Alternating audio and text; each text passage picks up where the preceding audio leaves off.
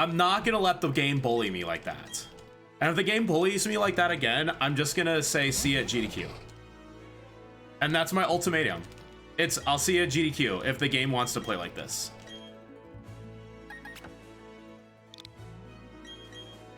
Because I deserve better than that.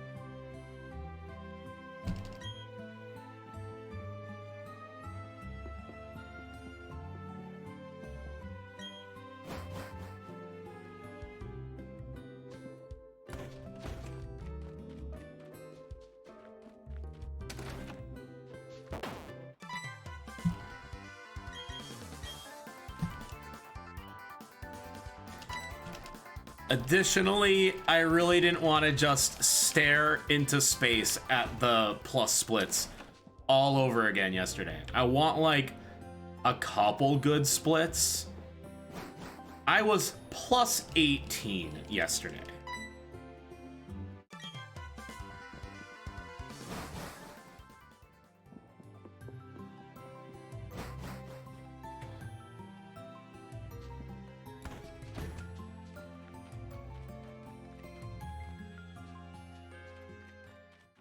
Thank God I'm actually not doing the run, and it kind of makes me not want to submit, because I still don't really feel worthy, for lack of a better term.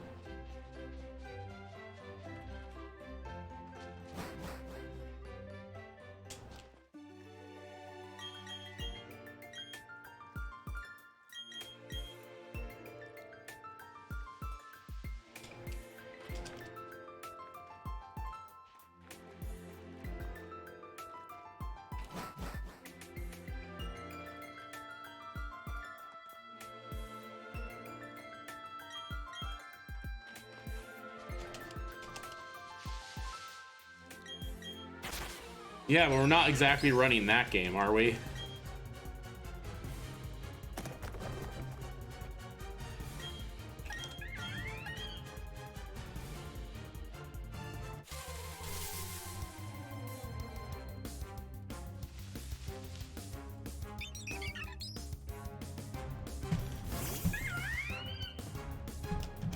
Yeah.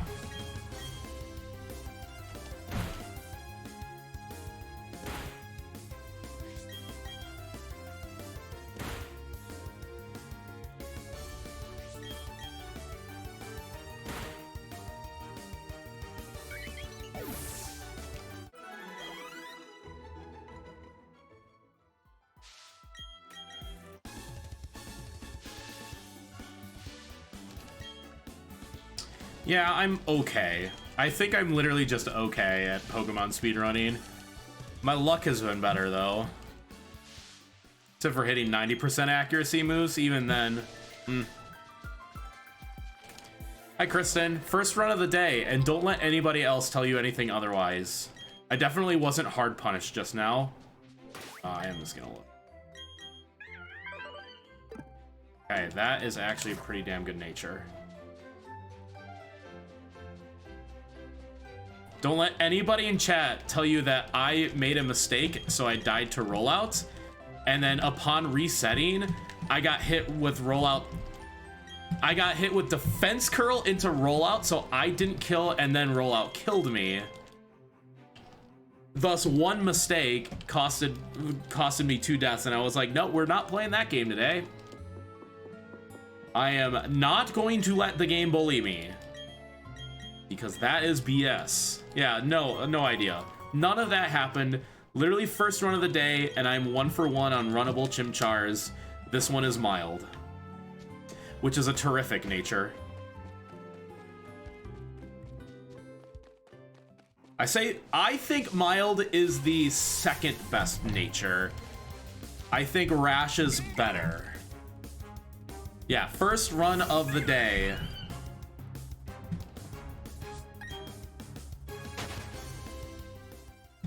I don't know what SGDQ 22 runner etiquette thinks about mild versus rash. Oh, by the way, this is the tile of encounter that I'll forget to pick up the potions on.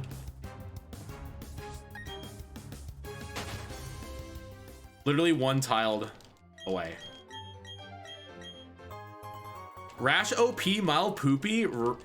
Like, you're going that far to say mild is that bad? I think rash is best. The minus defense is scary for this route.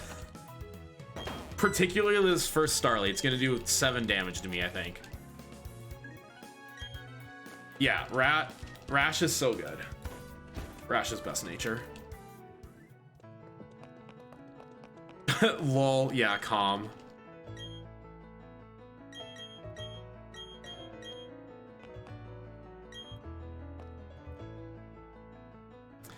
What say you about adamant?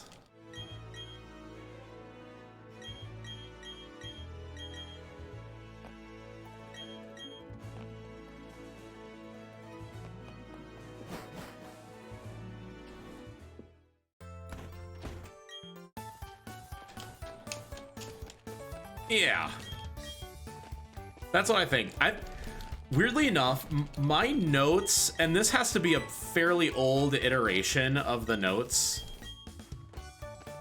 It says attack must be 11 plus, non-minus. Special attack must be 10 plus, non-minus. I have a weird feeling that those are technically backwards. We should want better special attack.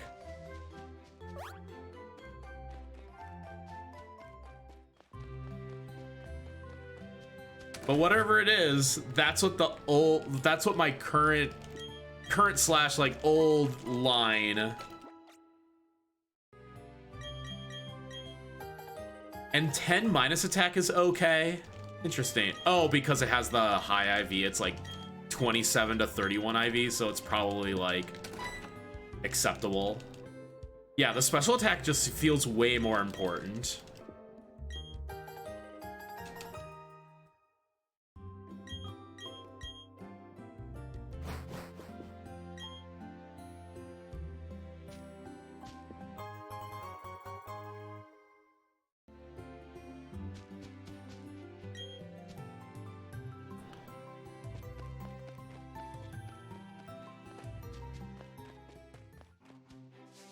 I mean, we know it is important.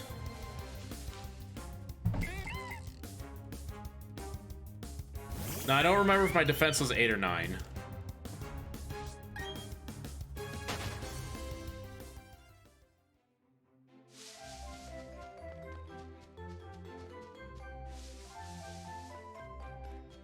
So we're gonna find out on the Starly. Oh, I bet he walks up a tile.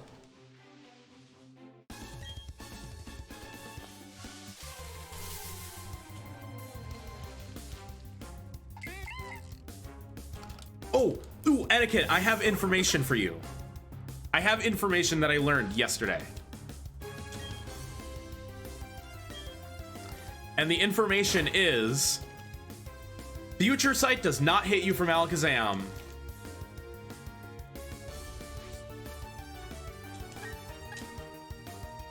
It would not proc until the turn after you defeat the Bronzong. So you only have to worry about Psychic.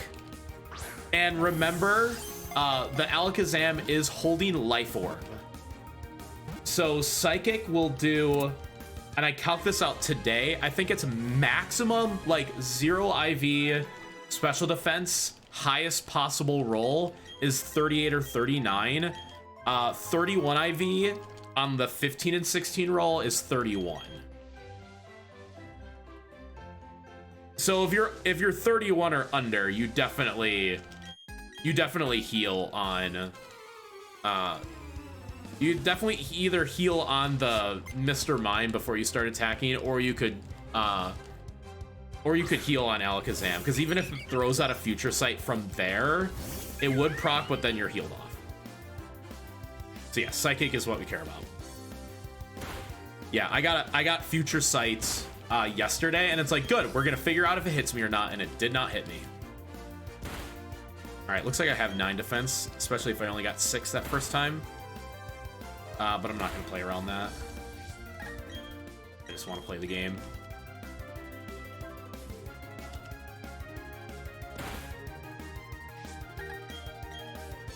Thanks for the good luck, Salty. I really need it.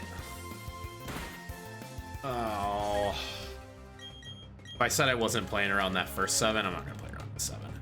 I'll play around the next one, though.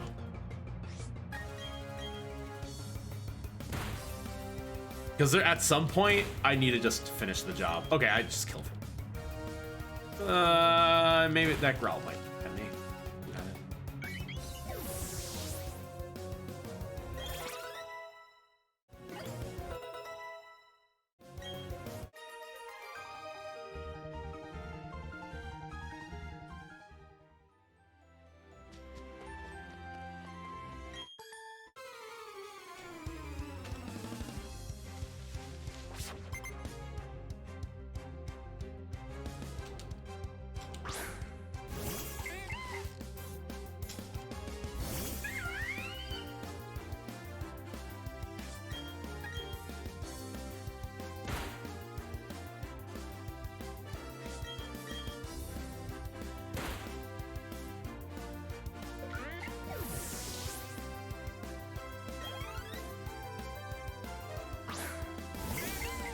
I wish I was there right now, though.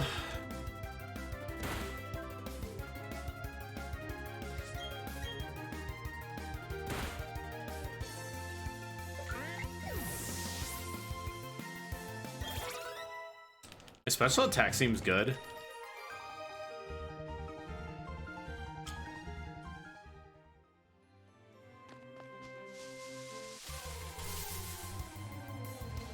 You saw Jordan, that's it. Yeah, it's because Shen and Anthony are still on the road. Keys and Emre are probably the closest ones. And Etchy locked himself out of his house this morning, so he and May had to deal with that. Swift flop.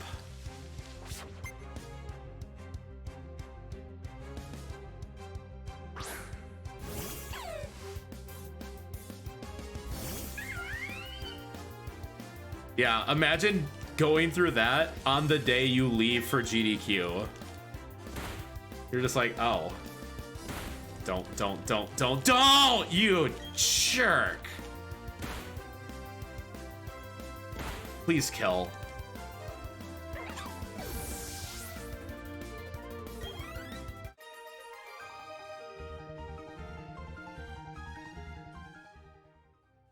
No encounters, please. Thank you.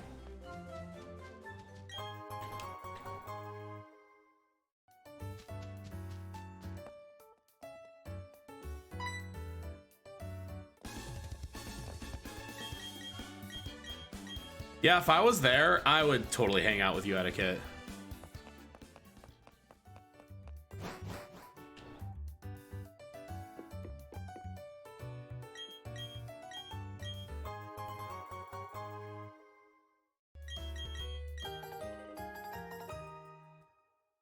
Yeah, I'm sure it'll get hectic pretty fast.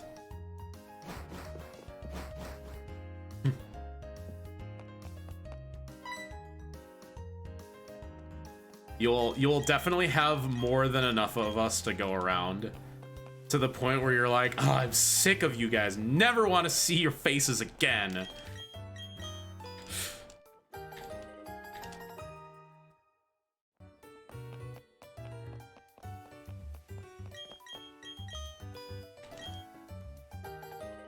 Nah, we'll all be chilling. Pretty much just want to hang.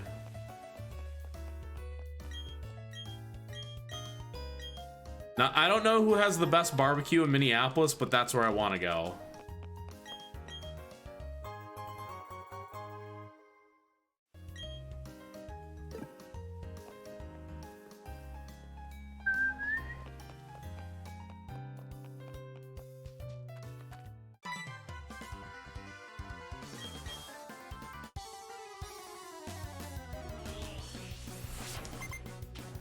Only 4,000 miles away. Hog. To be honest, Sheep, you're not even 4 times as far away. Oh, I'm an idiot.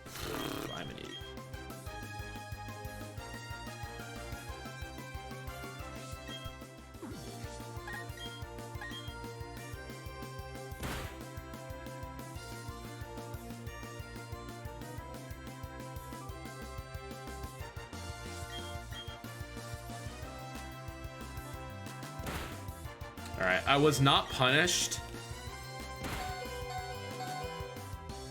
too badly. All right, outspeed.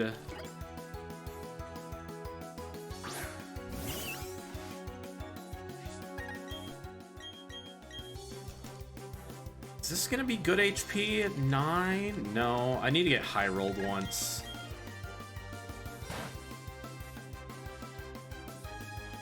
Well over three times as far away as my family. Because my mom, my sister live more than 1,000 miles away. All right, I'm actually on good HP now thanks to the crit. Because once I get down to 7, I get a safe blaze hit. There's the burn. Well, now it's all deuces. Now I have to get down to 8 before a blaze, which will not happen unless the Piplup attacks literally every single time. 2, 3, maybe the last hit, which won't matter.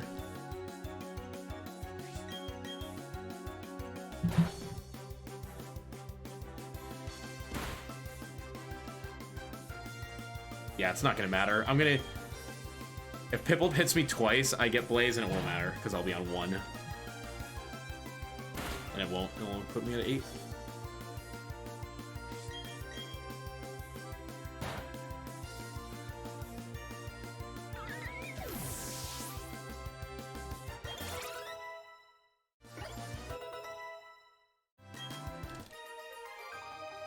I have 18 special attack and 15 attack. That seems like a pretty large spread between the two stats. Because I heard they're the same base stat.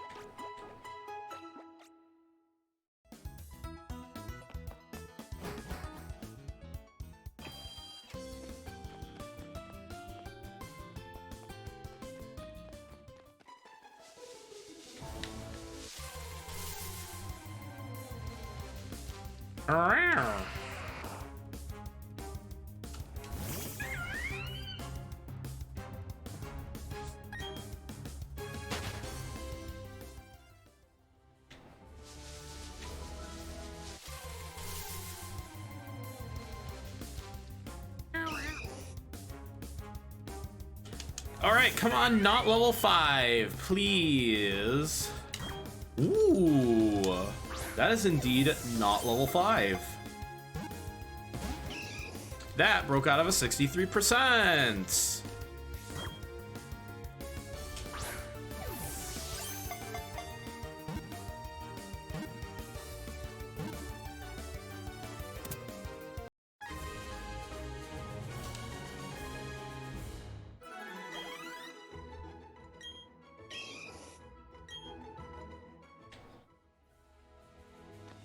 Good thing I didn't get one tile encounter.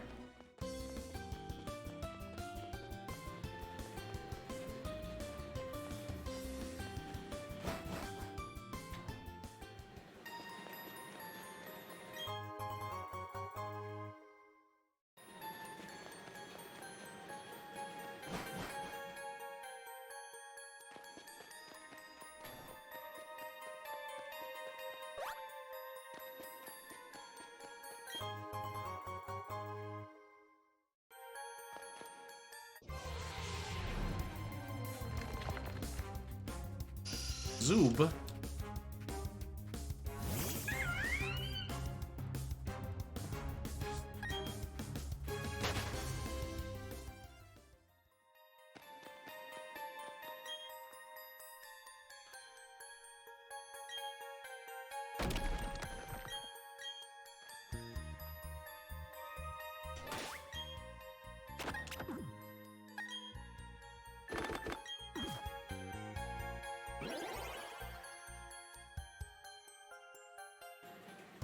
Okay.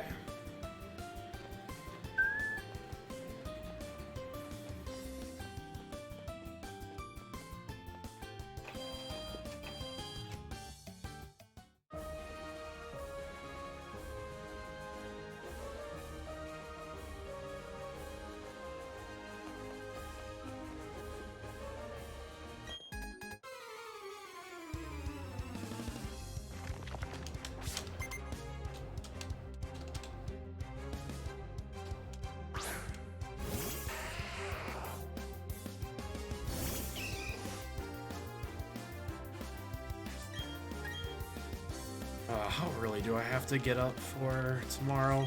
I have a 6 a.m. flight, and it's been getting a little crazy at the airport. So I should be parking at like 4 to 4:15.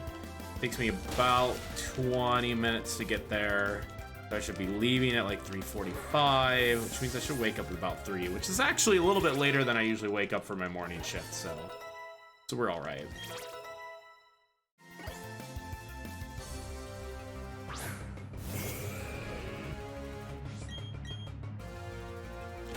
Sleeping until 3. Well, today I slept until like 5:15.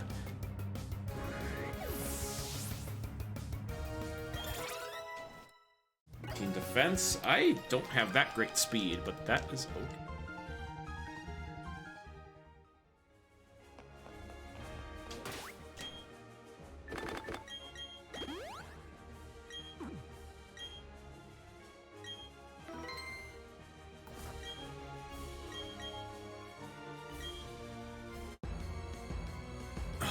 Guess what? Bangers! Bangers for days in this game. My Wisconsin accent come out. Bangers for days in this game.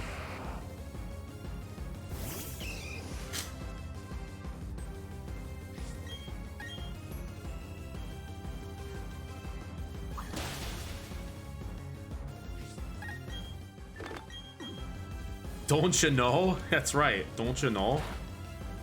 Not this game again. See, that only did like 2 damage to me. The one in my previous run did like 5 damage on the first rollouts. It did so much damage.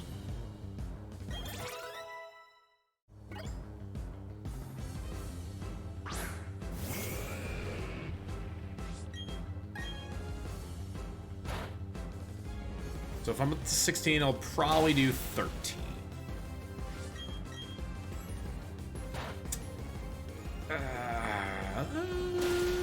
I get +3.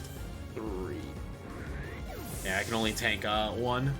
Defense is gonna be 17. That's great. That's great. That puts me at 12. So headbutt does 12. I can take 2. Oh yeah, this is the first run of the day.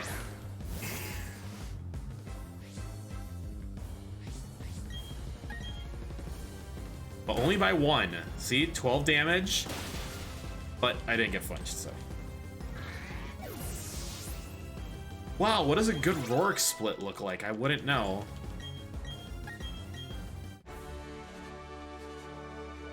Till literally today.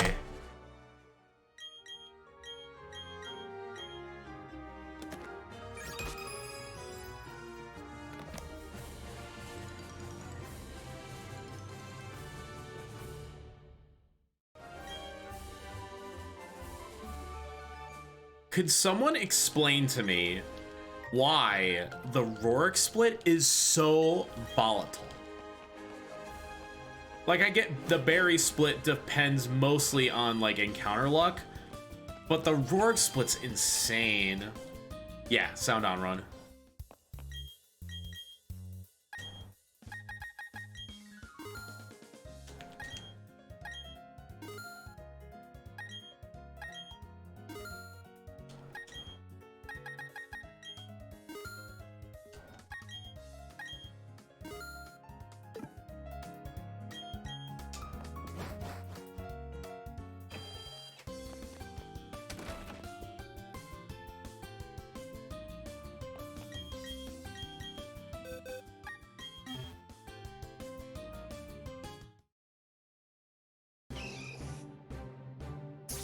As opposed to Josh, who was doing a sound off run.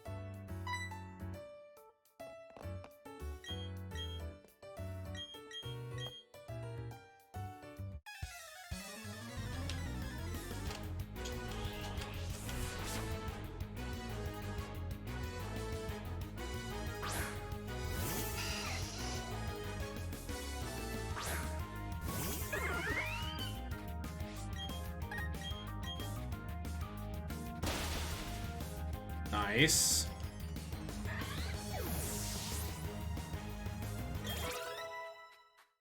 Dude, my special attack just got a +3, huh? Why is my special attack 23? That has to be like 31. Oh no, it's because of mild, duh.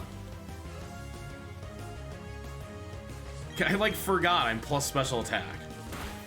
I'm like, I have very high of the spatak. Killing 2.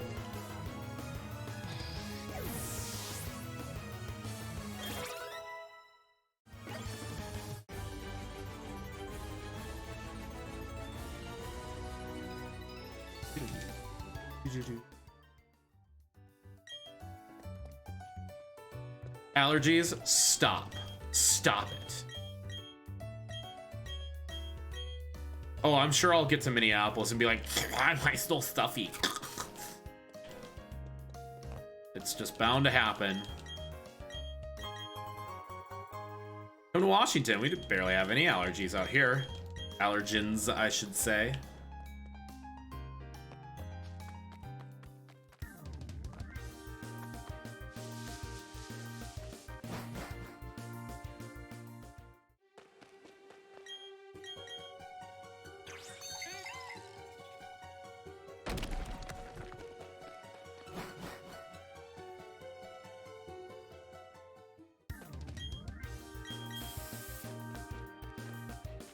I have to wait.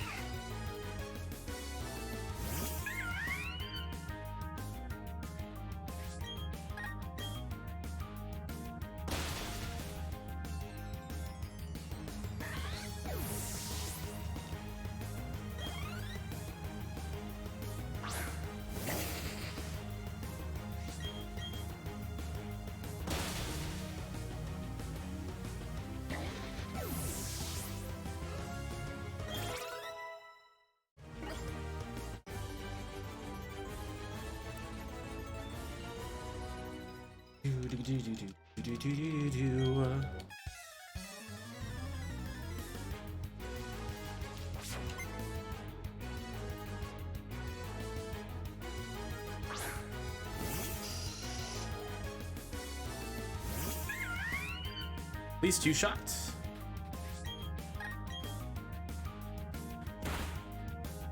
Oh, please 2 shot.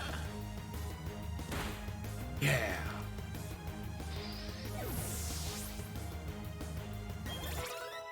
Sometimes you just gotta tell the game, stop bullying me.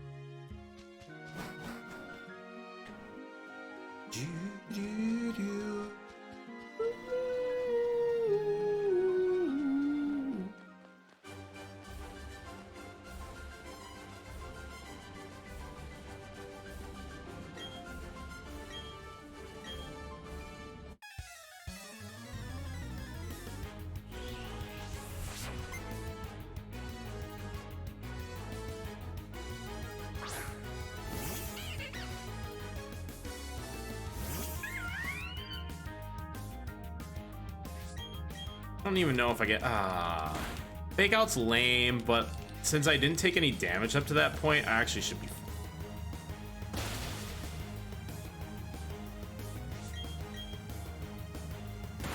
oh no, you suck.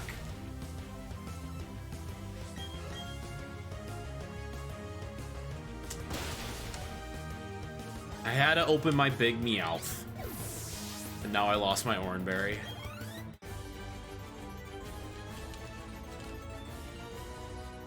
This is the most dangerous fight to lose the Oranberry on. It sucks.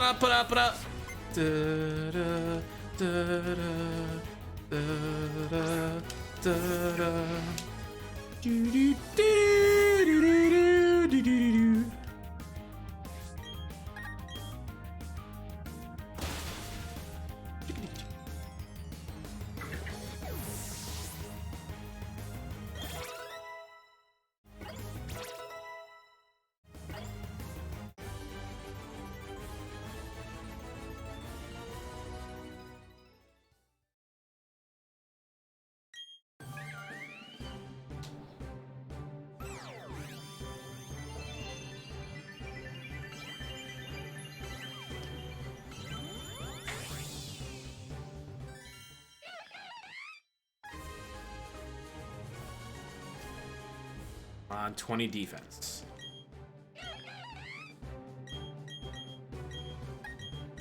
$19 defense. That's okay. That means it's a 16.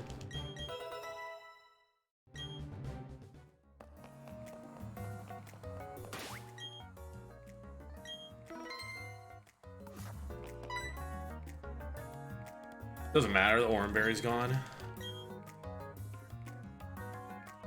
I guess it only really sucks if I only have 48 HP, because then it's a 3-shot. It could 3-shot.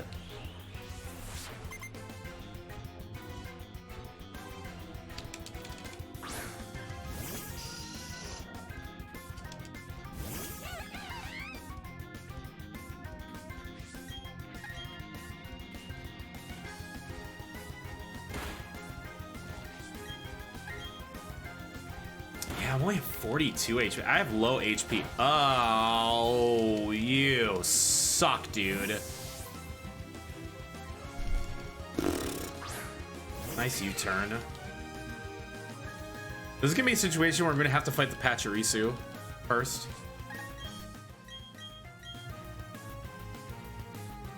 Man.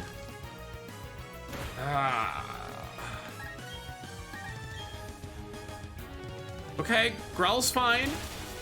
Growl's just free damage. It just means I continuously do this much damage.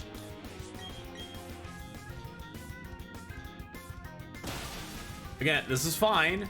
Keep growling. Growling is fine. I can get hits and then clean up with Mach Punch from here.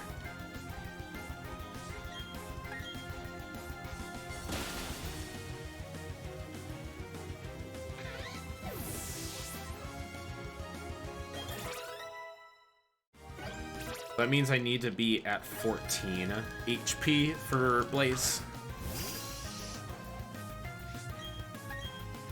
Okay, so I'm in Blaze.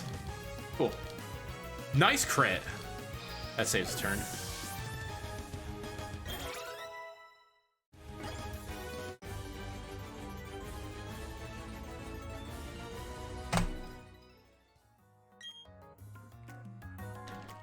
That was about as good of a Mars as I could have imagined. I don't think it was the fastest, but Growl is free damage.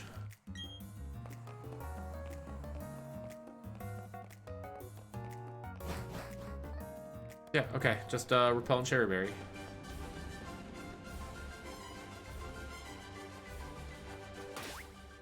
Oh, I definitely hit that button.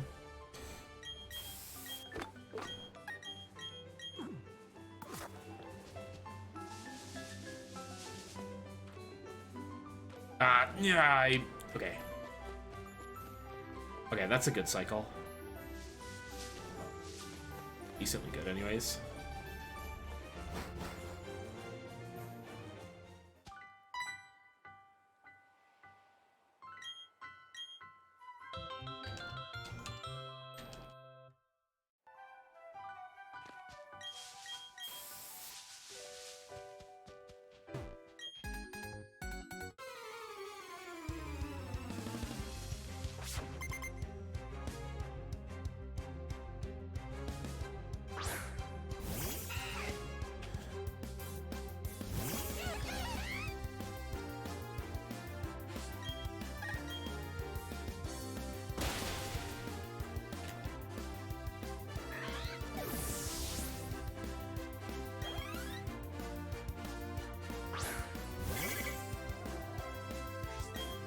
Alright, only 3 hours to go. And I'm all packed except for my Switch.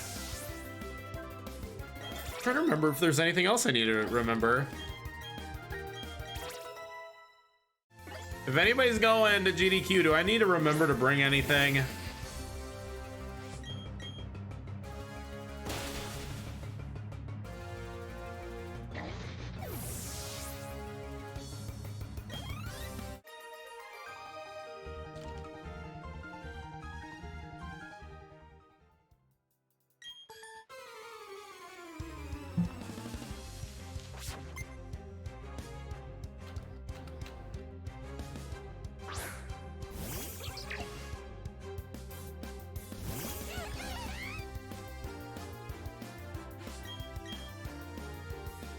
Baby doll eyes, boo.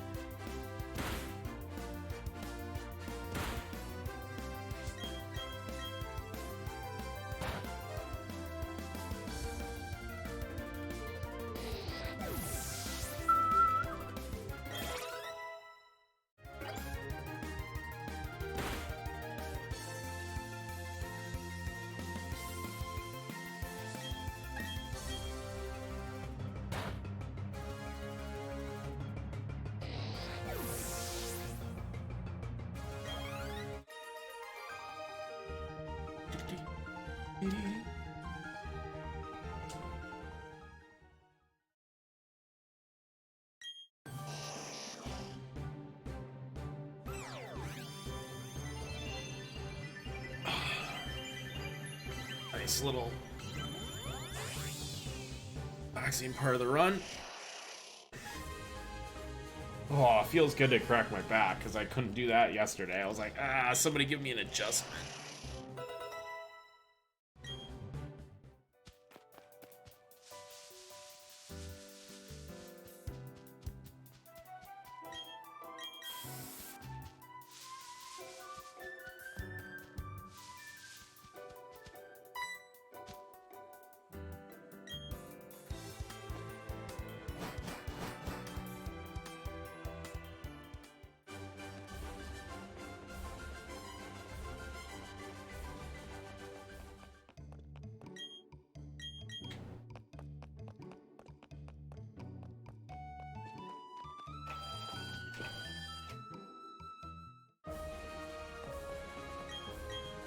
Well, that the first thing we do when we get into town is straight for the gym.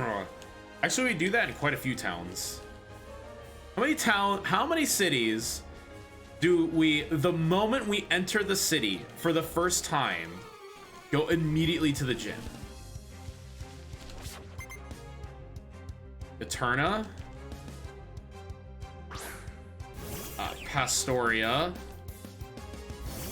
Canavalev,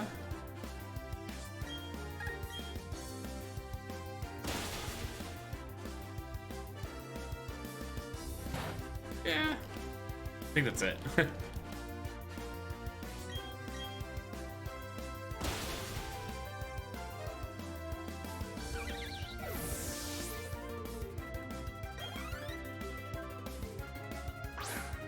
Because in Orberg, we go to the mine. In Hearthome, we go to the contest hall.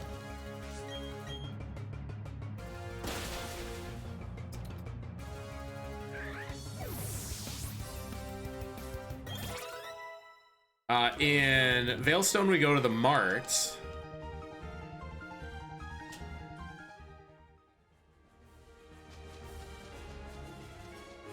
In Snowpoint, we bounce right away. We get there and we leave.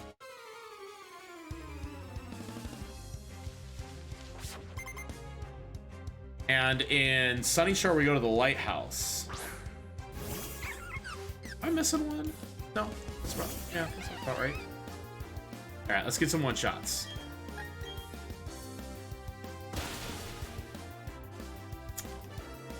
Ah, damn. Damn, I don't get a one-shot and I get hit with Stun Spore. Boo. Boo. Alright, if I miss this one at Stun Spores me, I will Paralyze Heal.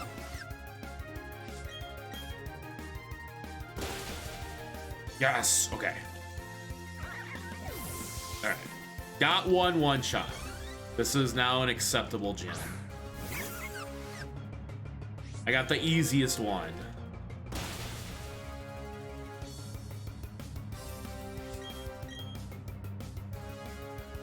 Aye, dude.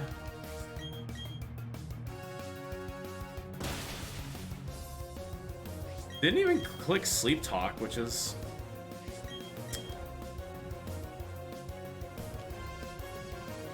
No, dude. No, dude. Just hit through. Just hit through once. Just hit through once. Yeah, okay.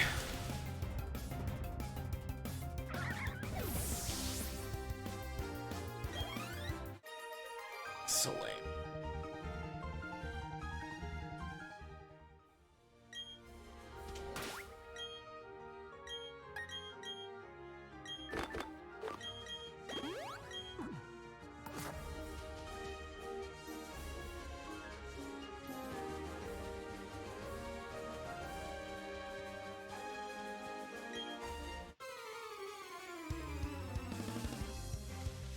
Had double rest only because I couldn't break through paralysis once.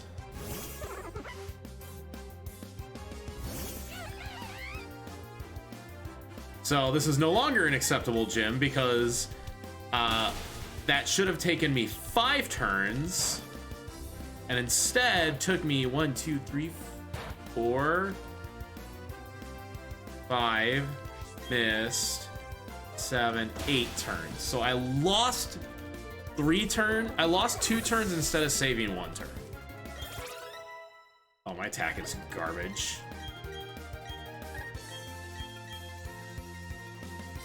First place.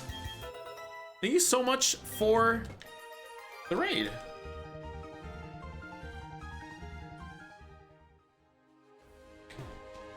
What were we up to? What were you streaming today? Welcome in, everybody.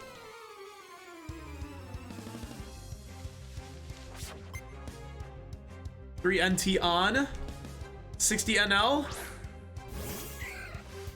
Igma.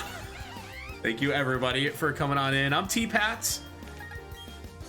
I am a professional meteorologist and amateur Pokemon speedrunner. And I will be at SGDQ tomorrow. I'm the backup for this run, BDSP, which is on Friday. You have anything? Crystal Map Randall? Nice. With an FIR, brah. That is intense. Heal the full, my guy. Thank you. Oh, that's right, because I had to pick up a paralyzed heal. The paralyzed heals are in slot 2 instead of super potions, throwing me off. Yeah, I saw that Crystal Map Rando with FIR was a thing, and that's crazy. I don't think I'd ever be doing anything like that. I have not ventured myself into the realm of the map randomizer. But that is full chaos, yes. Or very brave for doing that.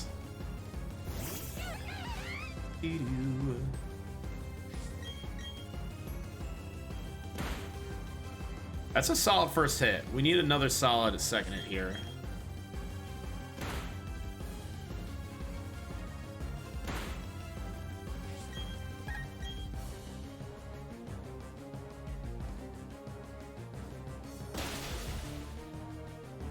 Yeah, why don't you just do battleships with it at the same time? Like, it's fine. It's all the same nonsense.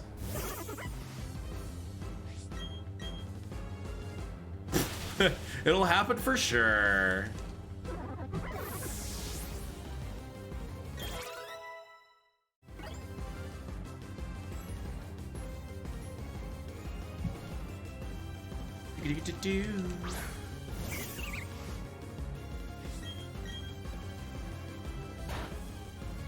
Oh, I didn't get crits.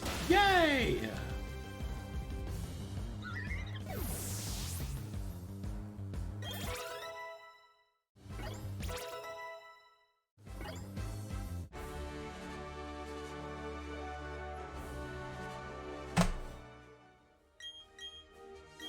You can tell how much time I lost to that literal one fight. Otherwise, like, nothing else is different. There's like one spinner pass.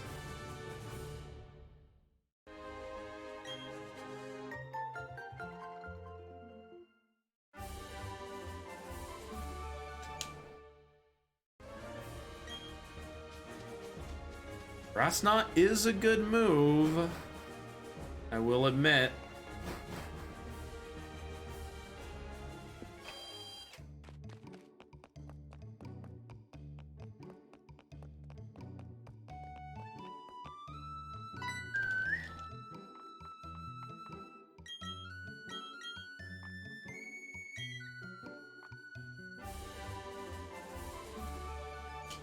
Money!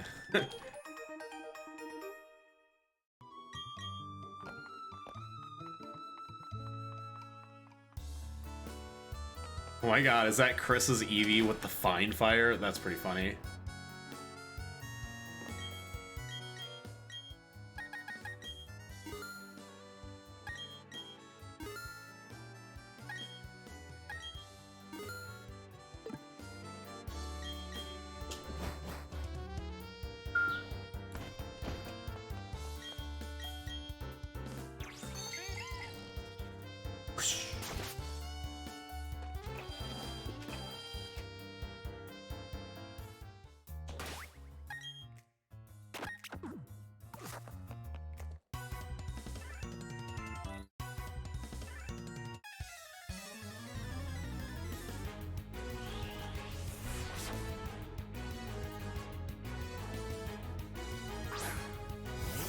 Banger theme.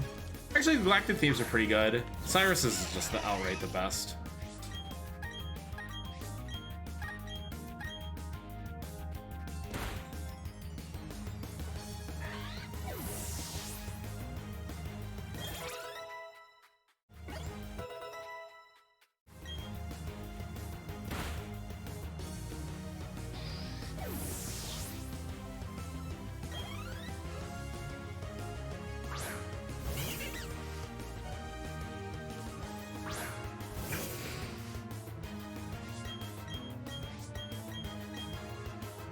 Stupid fake out. Stupid!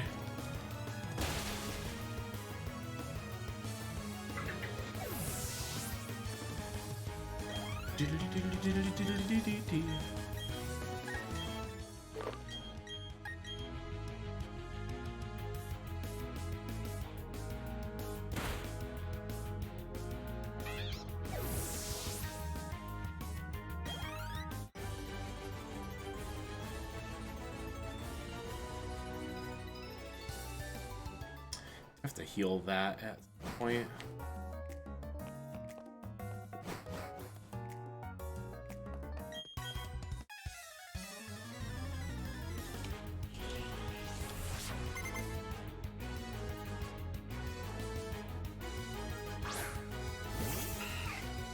I think I'll wait till I revive Monferno to heal that damage. Kind of in a more optimal spot there. Yeah. I really think about it.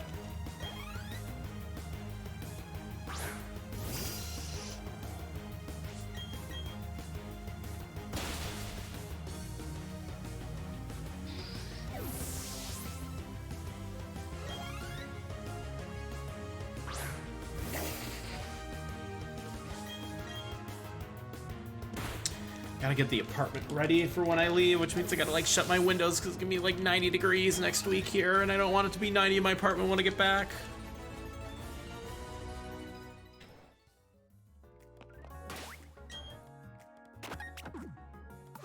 Also, isn't there a rent is too damn high party? Like, I want to be a part of that. The rent too damn high.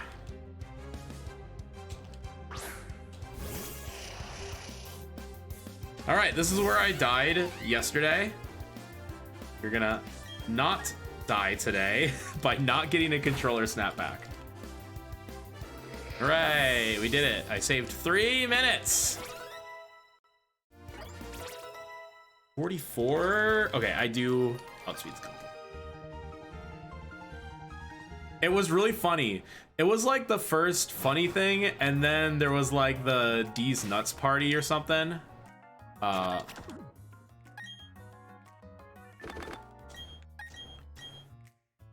That is incorrect.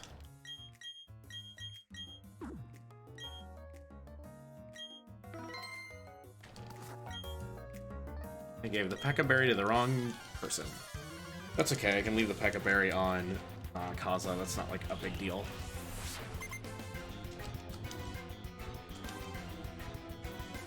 And then D's nuts got like 10% of the vote in Iowa, and it was like insanely funny.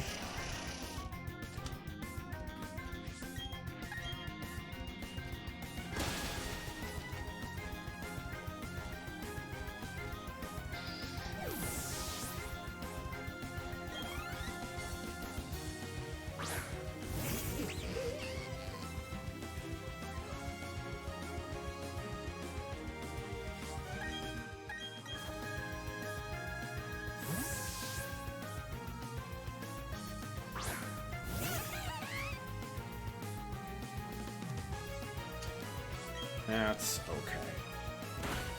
That's okay. We ignore poisoning because it's not worth healing. That was fine.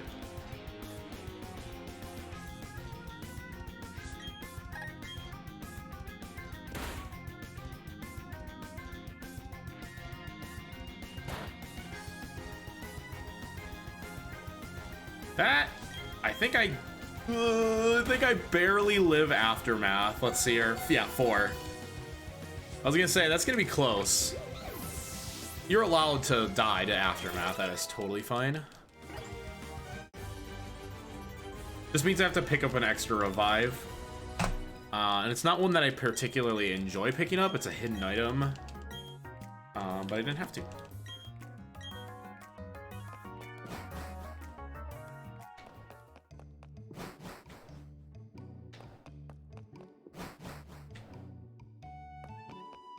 Yeah, you actually looked it up, that's really funny. Hasn't been active since 2015. Man, damn. Damn, too damn.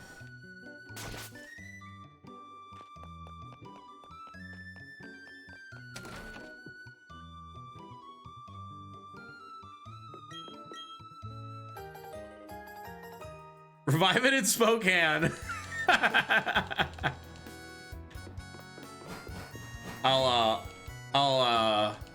I'll send a note to my journalists, my producers. Look into it.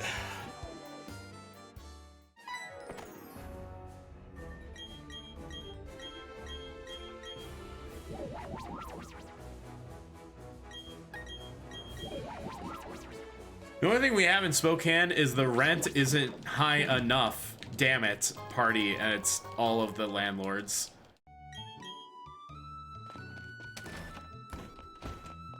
They own everything. They own all the power. Oh, would you like affordable housing? Well, that's too bad. Not in this lifetime, or any future lifetime.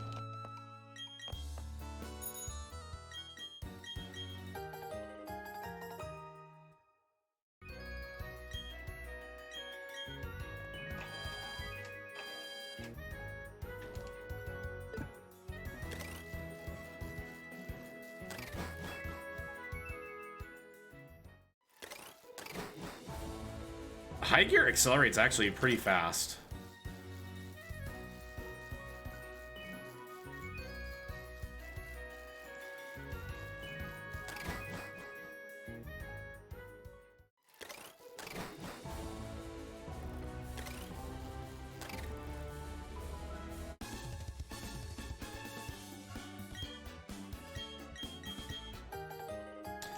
Lucas's theme is OP.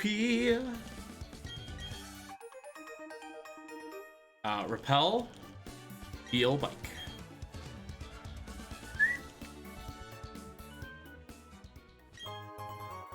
Good.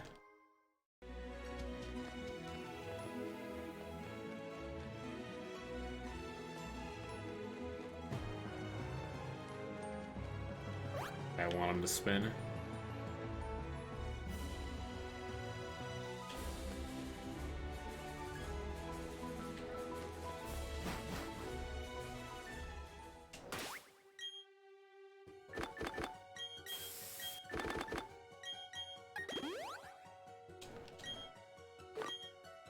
Oh, dude, I was...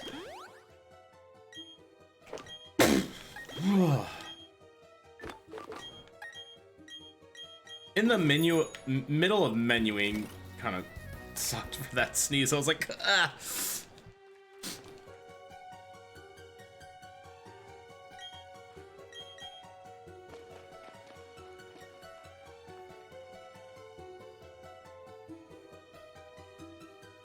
That menu was jank anyways.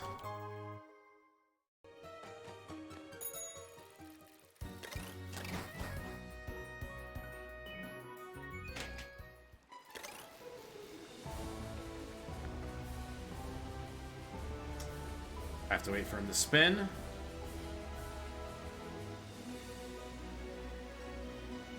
Sir, and I do that.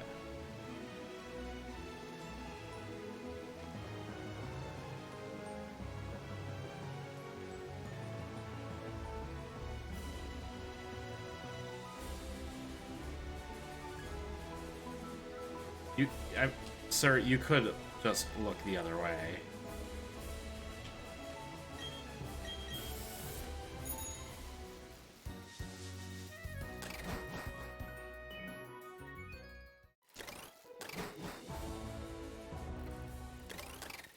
Bike like accelerates in a tile, I think. I think you're at faster speeds on the second tile. So it's like not that bad to be in the high gear the whole time, but it does go by pretty fast.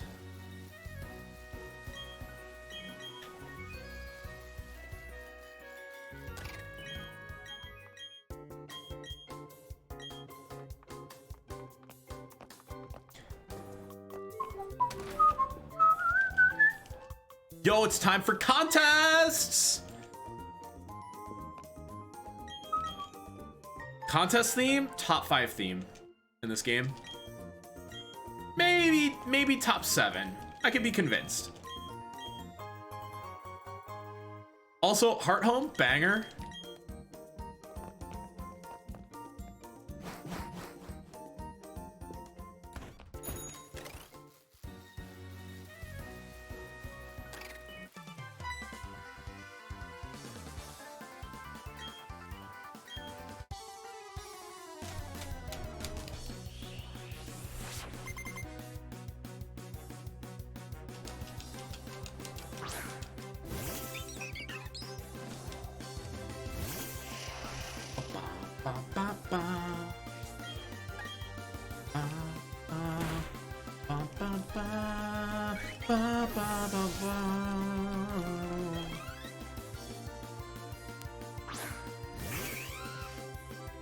So our friend Etiquette calced out the chance to hit the Primplump into Torrent via Confusion and Psycho Cut, and it is 18%. That's fine. That means I can just continue to hit Confusion. That hits me to like 22 or 21, which is cool.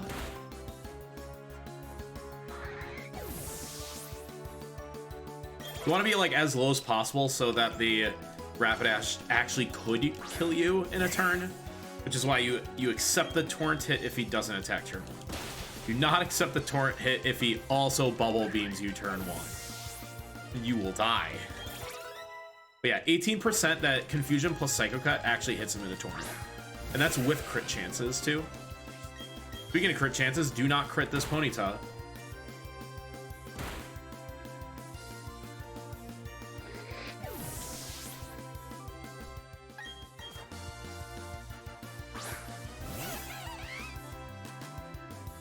Oh, I saw you raise your speed via Flame Charge. Ooh, this Mach Punch.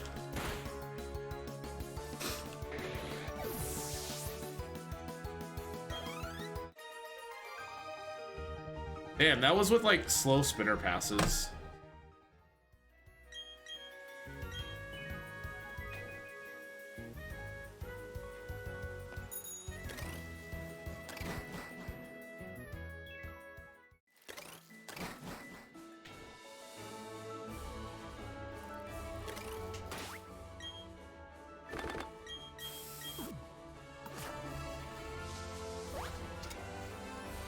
Revive is there, I don't need it.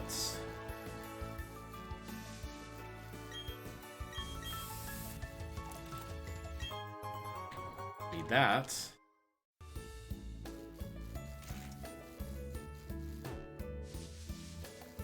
Wasted a ton of steps.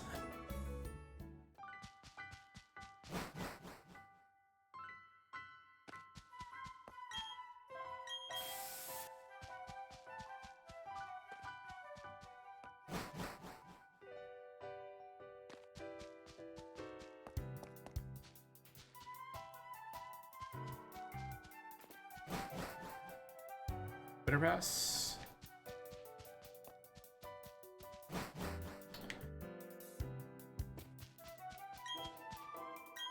Hi, Jose. Hope you're having a good weekend too.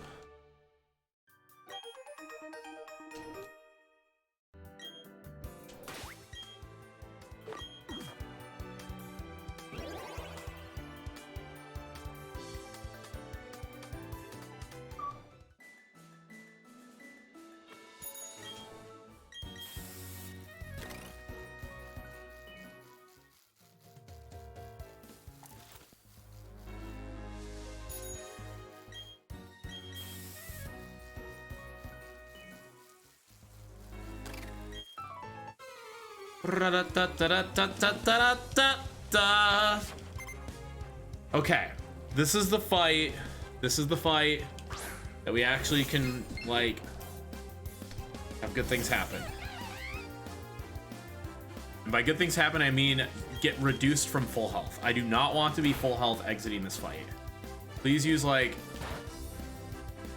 something a little better than payback. Maybe gyro ball? Confused Ray is the worst.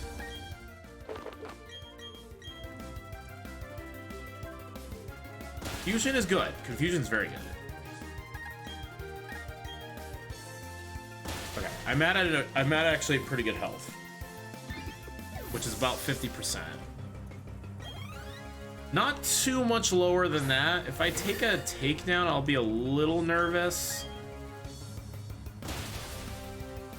I don't want taunt here or iron defense. Yeah. Okay, that should be the perfect HP to end this fight on. Now it just depends on not getting literal life dew spam from Lucas's Clefairy. We want to stay at this HP.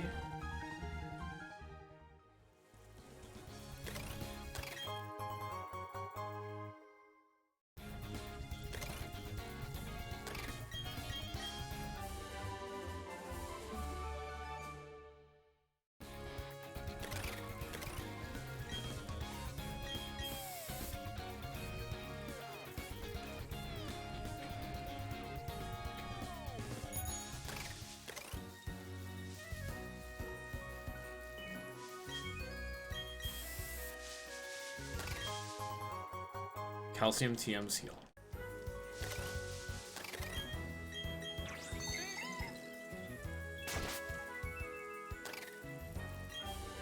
Calcium TM's heal.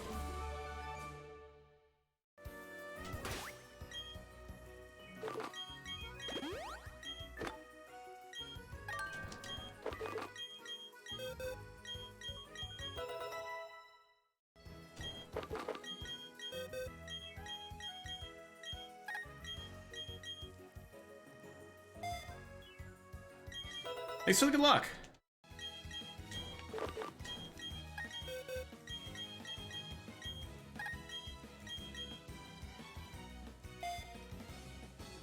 Heal here.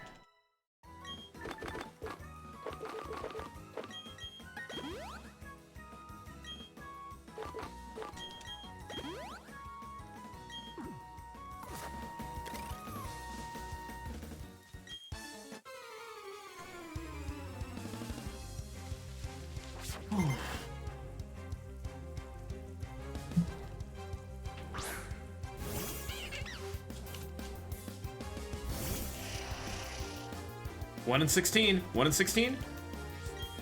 1 in 16. 1 in 16. I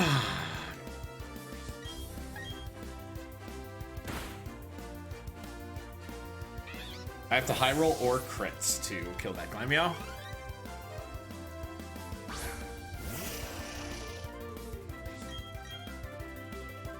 Don't miss, don't miss, don't miss. Otherwise it kind of turns into like a 3-shot.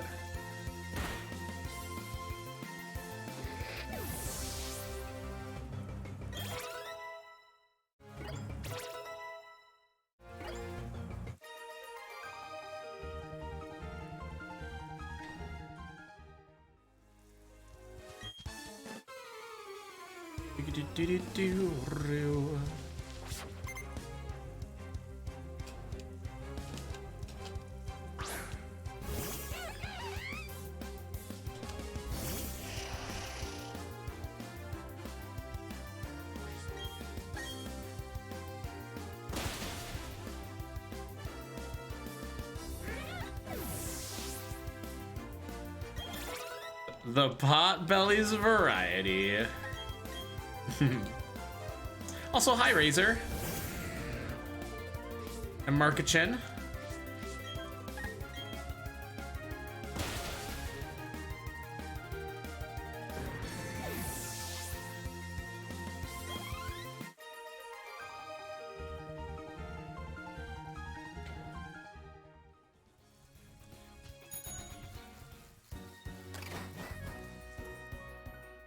Yes. First thing in the morning.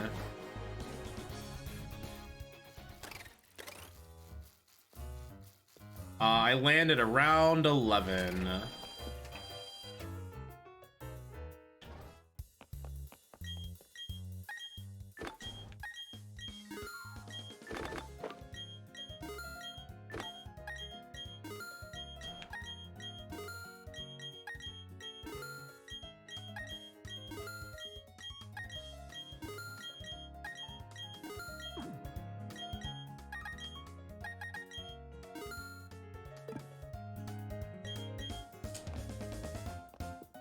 Yeah, which stinks. Would love to see you there, but yeah, safety is safety.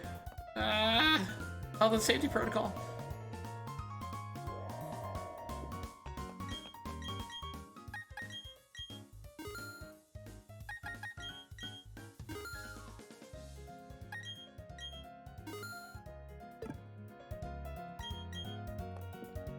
I'm not going to TwitchCon. This is literally the only, like, I'm pretty much tripped out for the year, and I have a wedding to go to next month.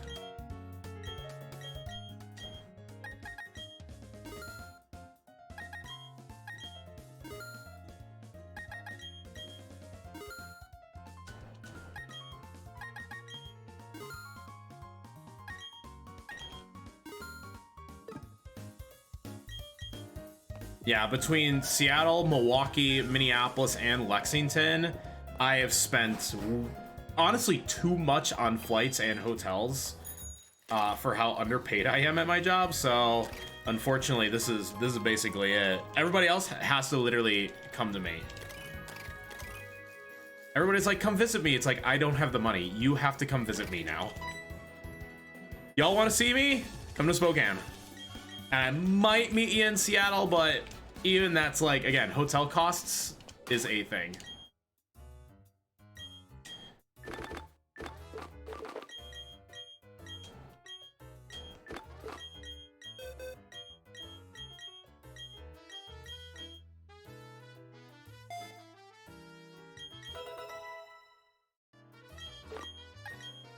Oh, what the hell?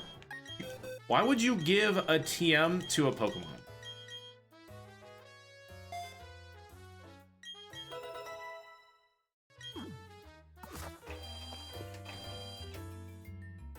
Yeah, I did not book any flights until after they went haywire, and that really costed me.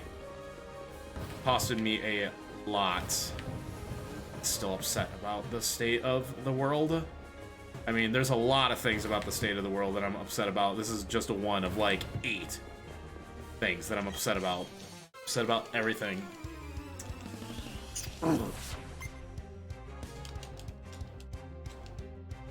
I'm allowed to be angry about all these things at time. All these things at the same time. We should not have the attention span so short that we can only worry about one problem in the world at the same time. We should be focused on all of them because they are all equally important.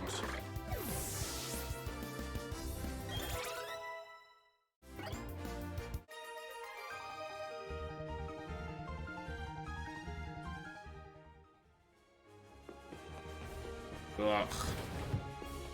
Lift. Lift again. But tech in this gym is bad.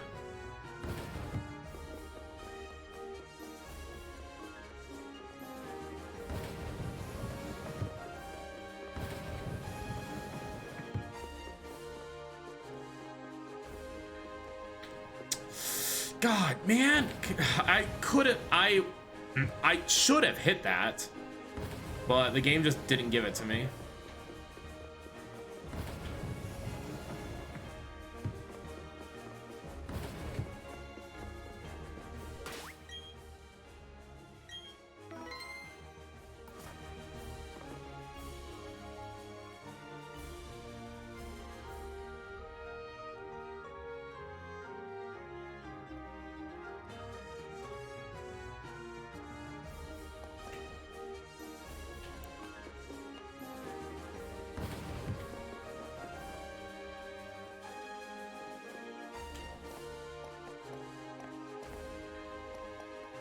Bruh. Give me the up input. Stupid D-pad.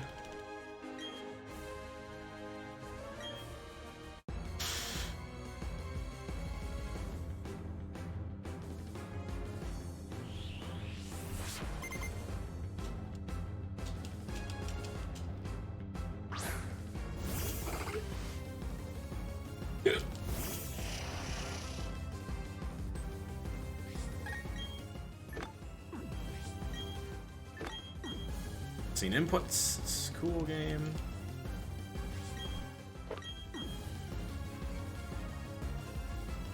That's not good. Go. I need to X accuracy. Please bulk up this turn. Please bulk up this turn.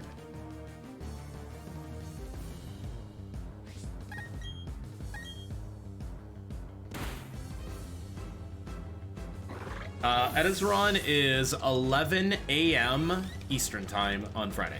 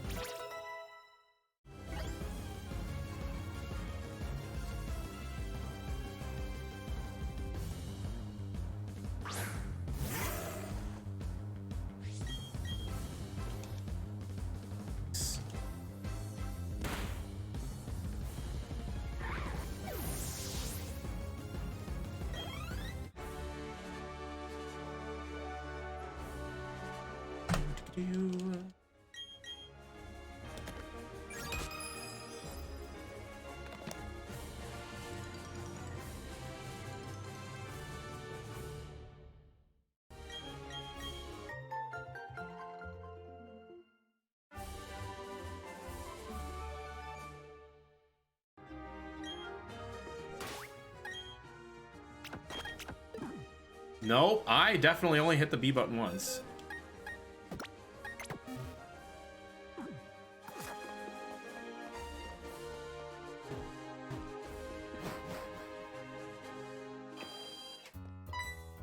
All right. I just want a good fight. I just want a good fight. Please let me have a good fight.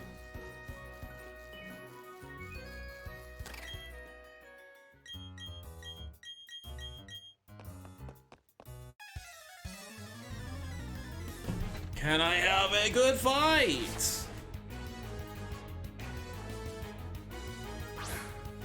As in, a good fight is, well, I'm guaranteed to kill the skunky because I'm plus special attack.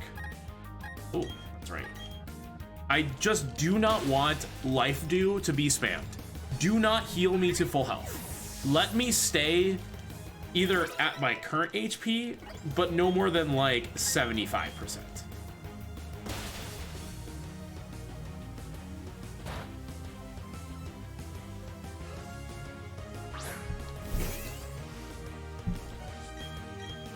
Like that, I'm at great HP. I will accept 1 life dew, but not 2. 2 puts me in a bad spot for win. Okay. All right, I think this is good because the Clefairy will only get 1 more chance here. Just disarming voice would be better that way. Better for everyone. Yeah. Okay. Perfect. Lucas actually the true companion of BDSP.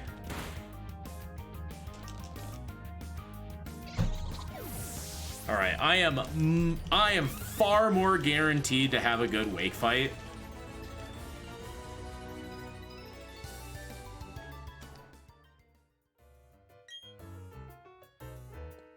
Like, the only thing bad that can happen on Wake now, aside from the 15 and 16 range in the Gyarados, which is a constant, is that if I get, when the Monferno comes out, I get Rain Dance and dodge Mud Shot. That is, like, the only bad thing that can happen. Because then I get killed the next turn, and that's the turn Taunt wears off, which I don't want. Everything else is acceptable.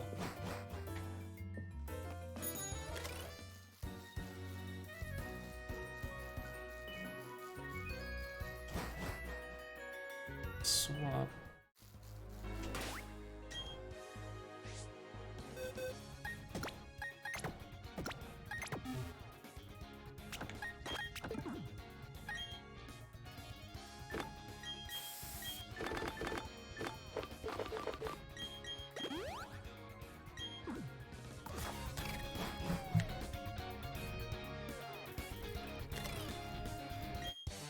Oh, that was really nice.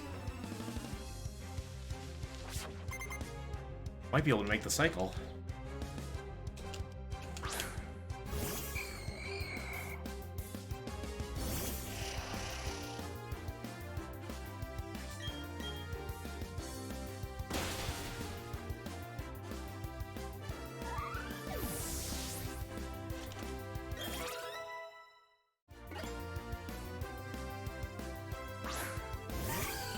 So as everyone knows, or if you don't, if you are new here, first of all, welcome in.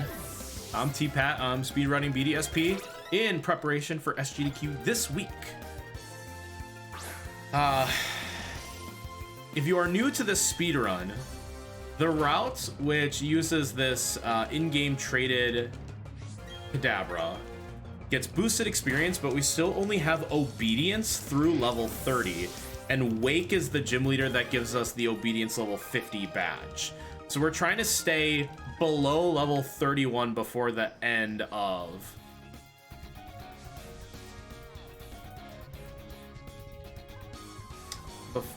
sorry, I'm doing some very complex movement. So we're trying to stay at level 30, no higher. We don't want to be 31 until we finish the fight. And the route has been crafted in such a way where our experience is managed perfectly, like basically perfectly, to get this done.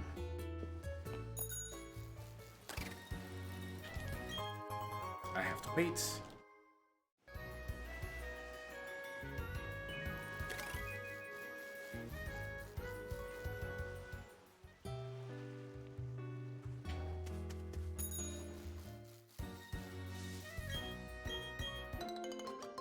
Additionally, it's more than just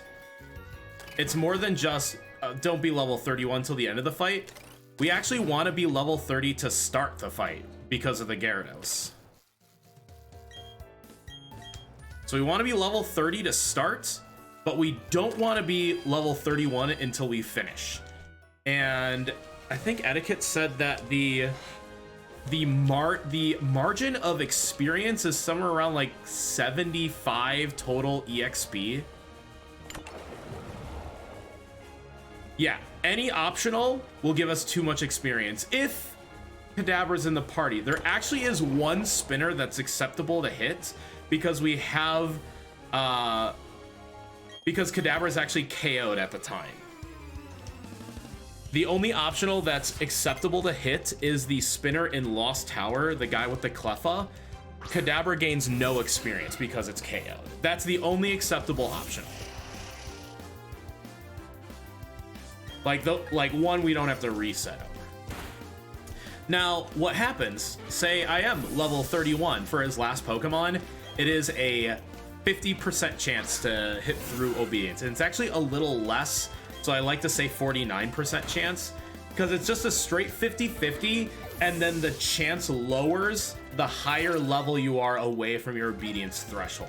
And I'm one level over, so there is a modifier to that. So it's like 49%. So it is possible, but you don't want to do it.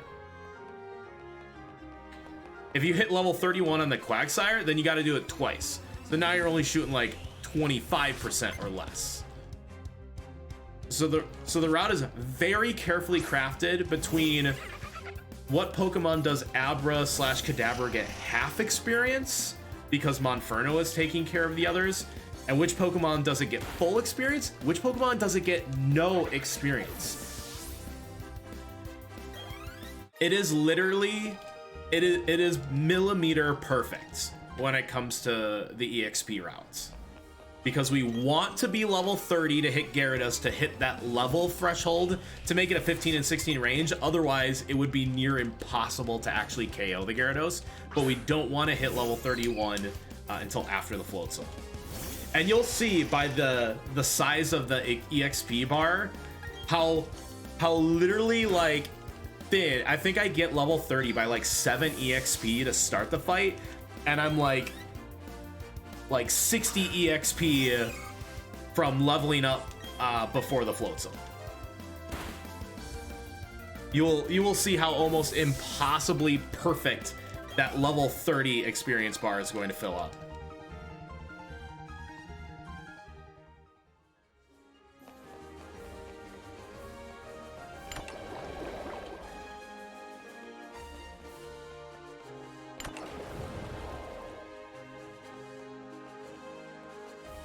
So like, for example, that Galactic Grunt double fight that I just did, I had to deposit Kadabra so it didn't gain experience on that fight. Otherwise, that's 4 Pokemon. Even if it's half EXP, it's way too much. We just let Monferno handle that fight. I am commentating the run, yes. It'll be me, Keys, and May are commentating the Glitchless run. Etiquette's gonna have new commentators for the any percent run, which I think is fair. Like, get as many people on the couch as possible. Like, I think Shen is gonna be part of that and others.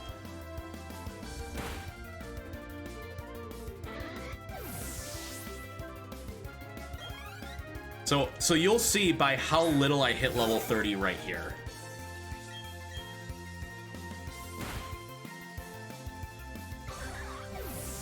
Heal, Ether, Calcium.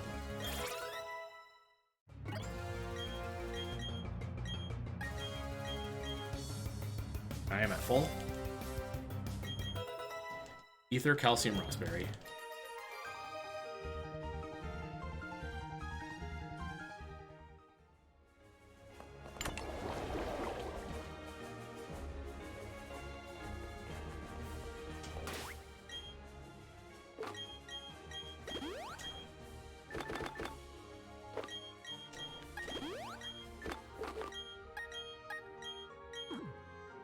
Also, it's like one of the only, well, I'm saving, no way.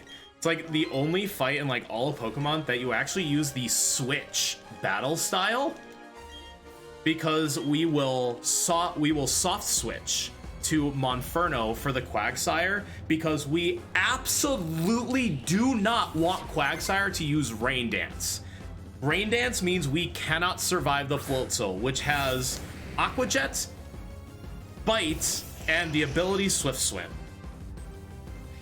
So any Rain Dance heading into Floatzel is an automatic death. We die to both Bite and the boosted Aqua Jet. So this is why we switch to Quagsire, or we switch on the Quagsire to use Taunt, so that if the Quagsire attempts to Rain Dance, it will fail. I'm also at great HP, where Mudshot should kill me from this health, because I do not want the Quagsire to use Rain Dance, attack and not KO, and then attack and KO, because Taunt then runs out on that turn. All right, I'm set up. If I get hit with Scald here, I'm allowed to heal. I have to X-speed to outspeed the Floatzel anyways. Mudshot's... Actually, that's perfect. We survive both a Mudshot and a regular Aqua Jet from the Floatzel. Like that. That is literally the perfect fight. That is what you want. Yeah, exactly, Sam.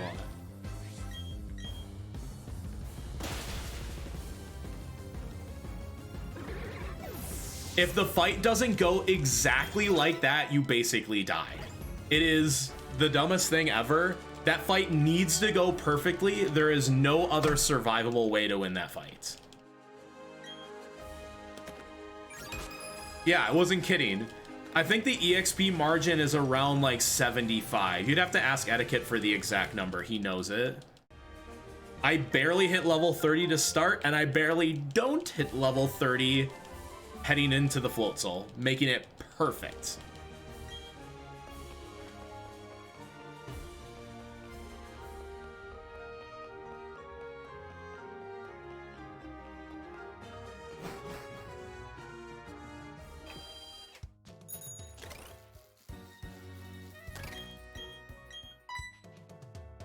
By the way, that Gyarados is a 15 and 16 range with Shockwave.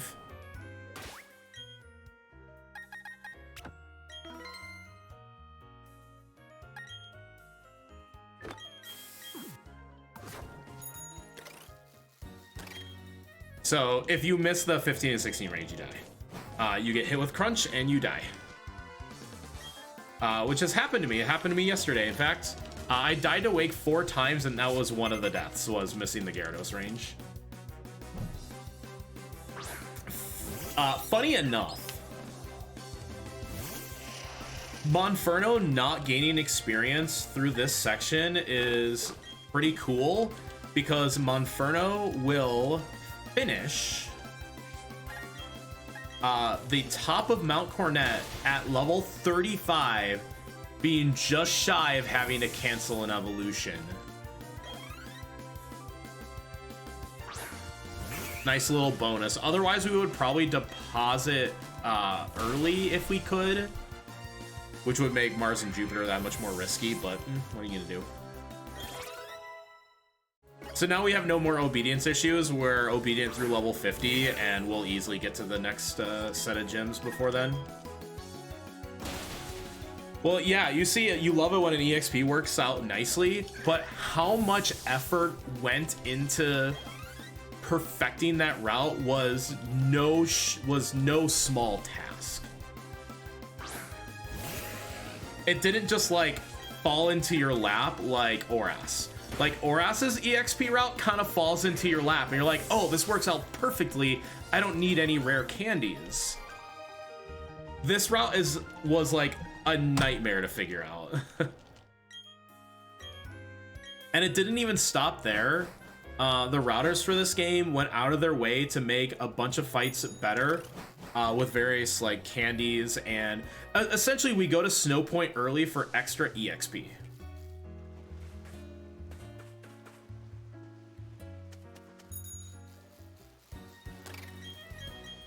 And then we get like an extra candy and an extra calcium, and that makes the next Mars fight like insanely good.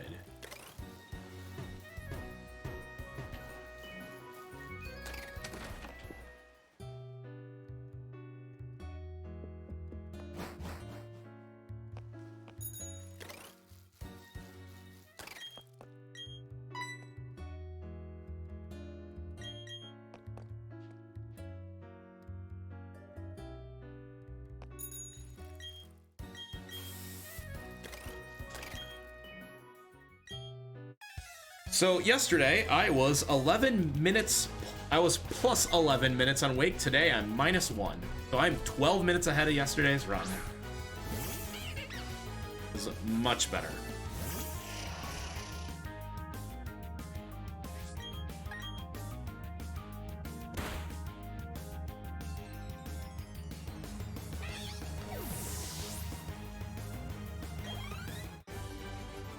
Last night was a bit more than a boy howdy. Last night was how many ways can we get bent over backwards? It was brutal.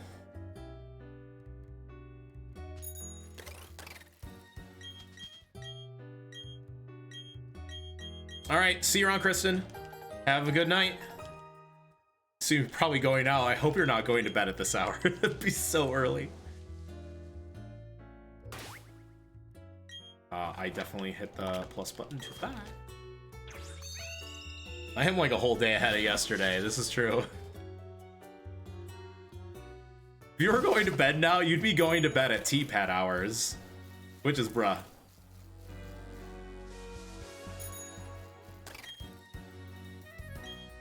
Fog route, fog route, fog route.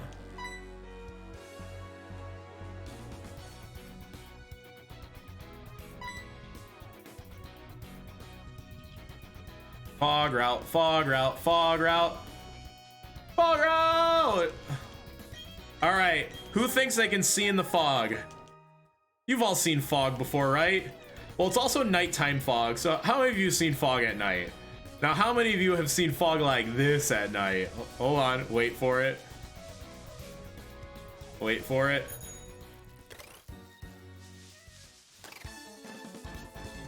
All right, that's just the beginning of the route. We're gonna be doing some tricks on the bike in the route. Yeah, it's gonna be so much fun.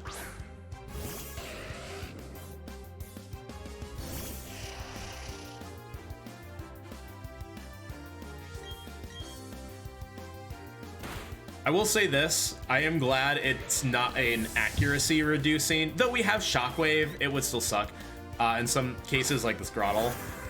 I'm glad it's not an accuracy reducing fog, but you physically just cannot see in the overworld in this fog. It's like the opposite of Diamond Pearl Plat, where like seeing in the fog ain't bad, and then you have the no accuracy in the fog.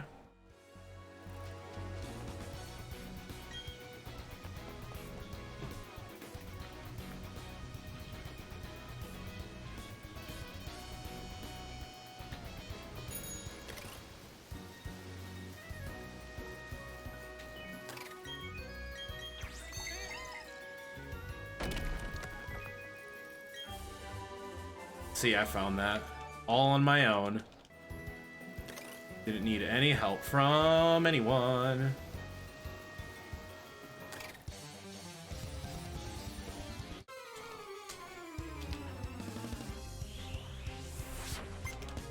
Yay! Well, if they're watching, tell them I say hi. Hi, Etchy and May. They're probably not. It's fine.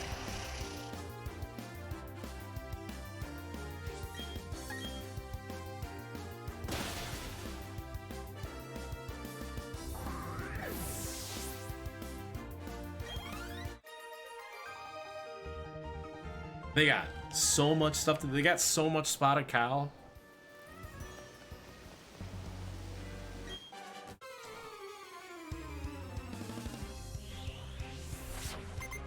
I made it to this bird keeper pretty quickly. It's kind of cool.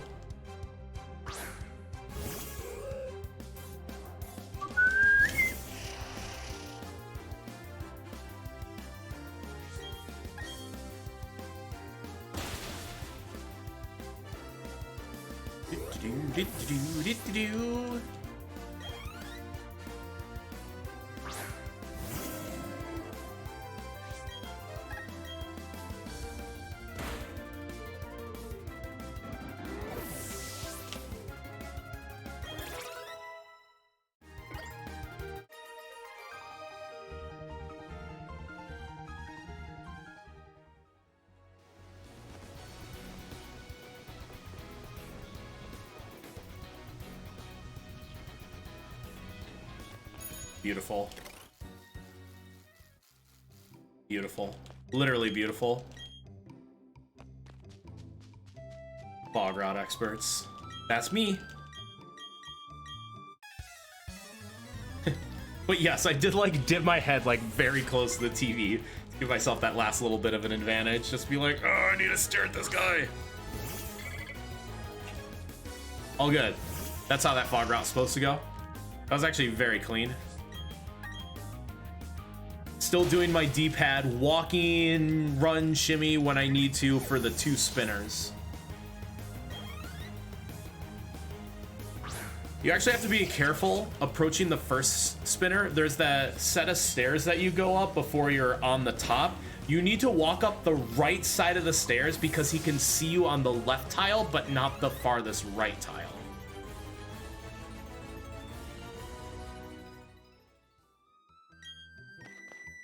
It's one of those things where you line yourself up, set yourself up for success.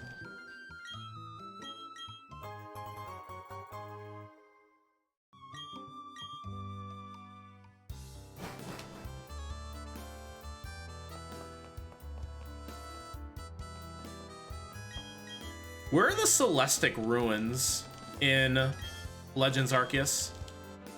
Anybody know?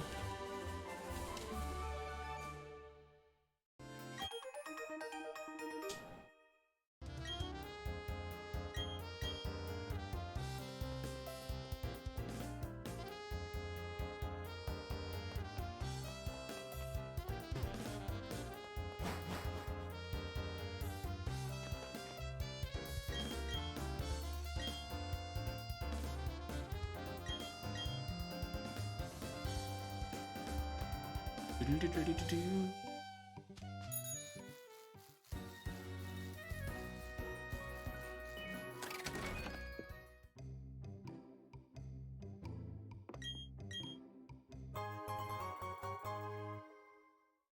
think I took any damage. Oh, this is where I was actually a little slow.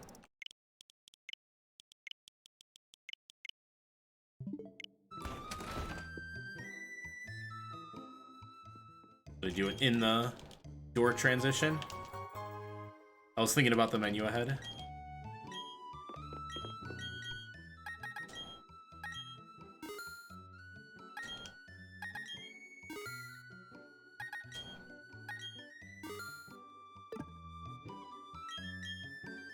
Swap held items.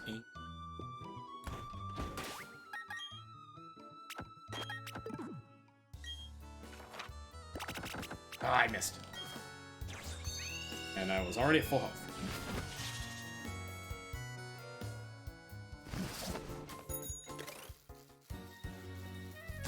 Also banger, but we only heard like a second of it. Kinda lame.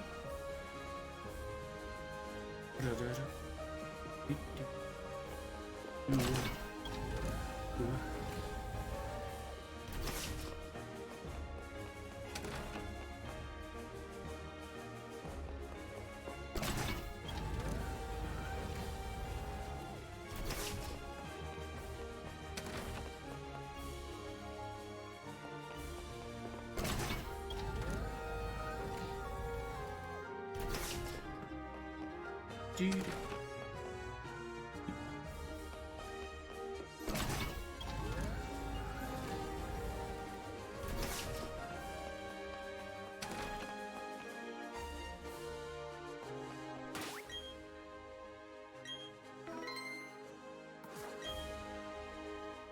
It was very funny that yesterday I had an in-game time of 3:30, but a RTA of 4:00. It was awful. All right, well, this is Fantina. She has a Drift Blim. Drift Blim is cool. As long as you don't get crit by Fly or Hex, you are fine. Just one of those don't get crit fights. Quite simple. Bunch of double inputs. Strength Sap is great because it lowers our attack and we don't use our attack.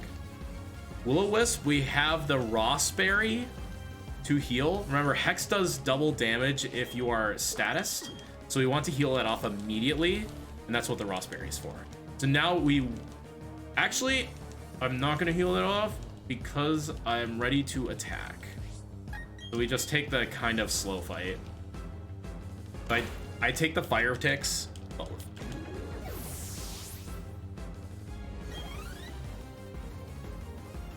It's also a little annoying in this case. It's kind of bad that our ability is synchronized because we heal well, kind of heal, but we burn the Drift Blim, and it's a slow because then it starts. It actually takes heal tick. It gets burned and it gets healed all in the same turn, which is just slow.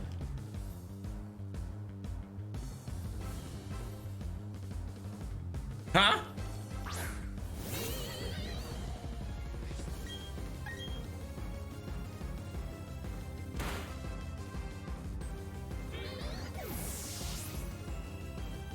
Huh? Keys are on. Wait a second. Who is this keys are on fella? I thought you're at GDQ. Thanks so much, Fian and Sandy, for the raid via Keys are on's very own channel. Hi, everyone. Welcome in from Keys' channel. I'm tpat. You know me. Thank you for rolling on in here. We're actually on a good run. Ha ha ha ha ha. And hey, Keys has to actually commentate this run on Friday. If you want to see Brilliant Diamond Shining Pearl and Keys are on, you'll want to watch GDQ this upcoming Friday. That I'll be there too. That's not important.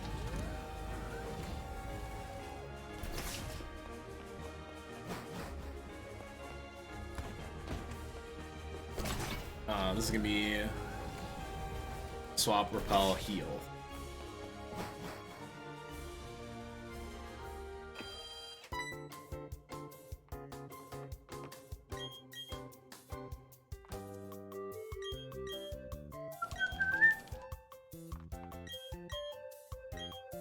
Okay, bye for now.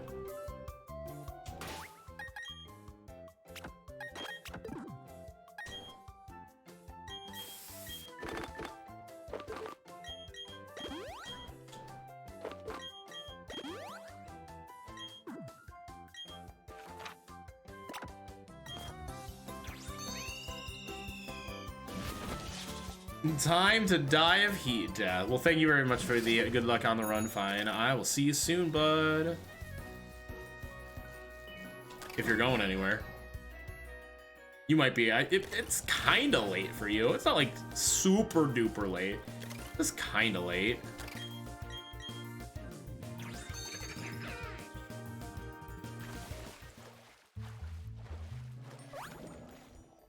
Pick up this candy. Okay, 2 a.m. is pretty late.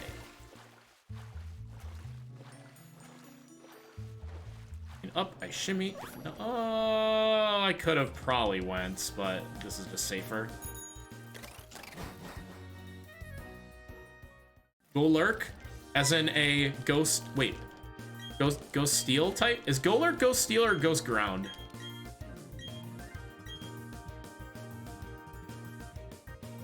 I should know these things, but I don't.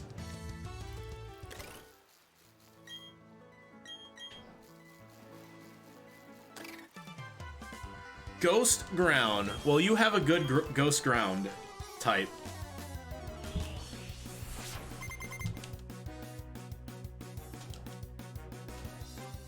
"2 a.m. is about when I wake up for work, and 3 a.m. is when I eat my Krabby Patty." Oh boy, 3 a.m. Time for my Krabby Patty.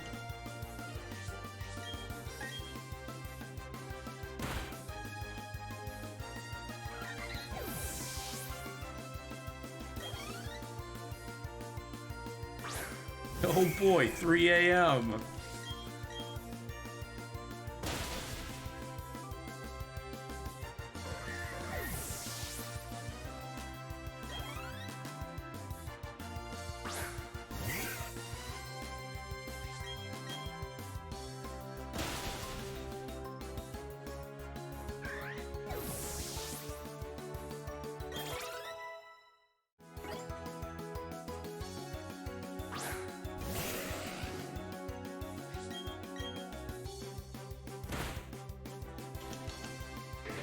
Oh, are we Raven? Are we Raven?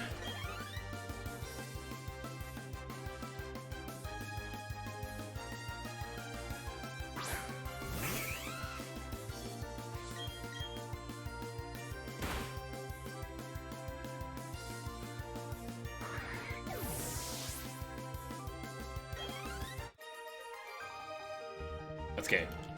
Anticipating looting's time because I had to heal. I had to heal burn. Slow. Using items are slow.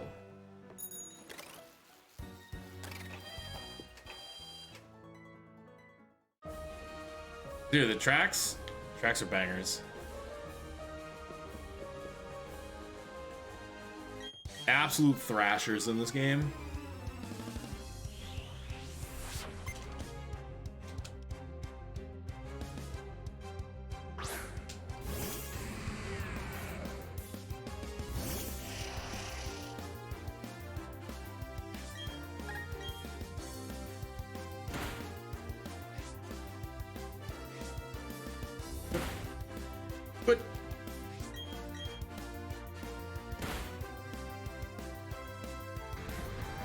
I want to make sure I'm using energy roots for healing.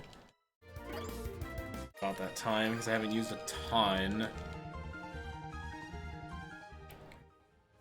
Heal.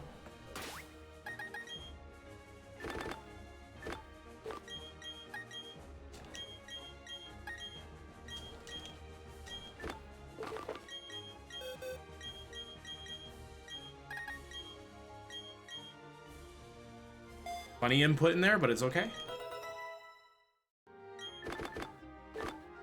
Ah, I had another funny input.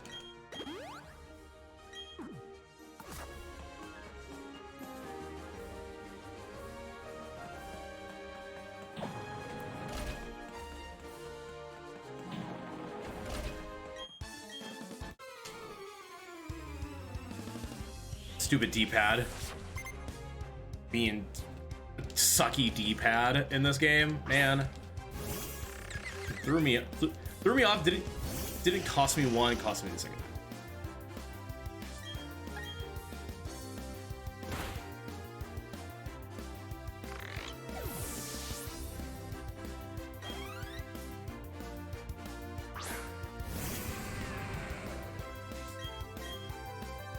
These are 14 and 16 ranges on the Steelix with Shadow Wall. They still don't really have great special defense. Yeah, apparently, and I'm looking forward to this, Etiquette says that his controller is much better than the Procon when it comes to the D-pad and the stick, because the stick has notches, and just the D-pad is better.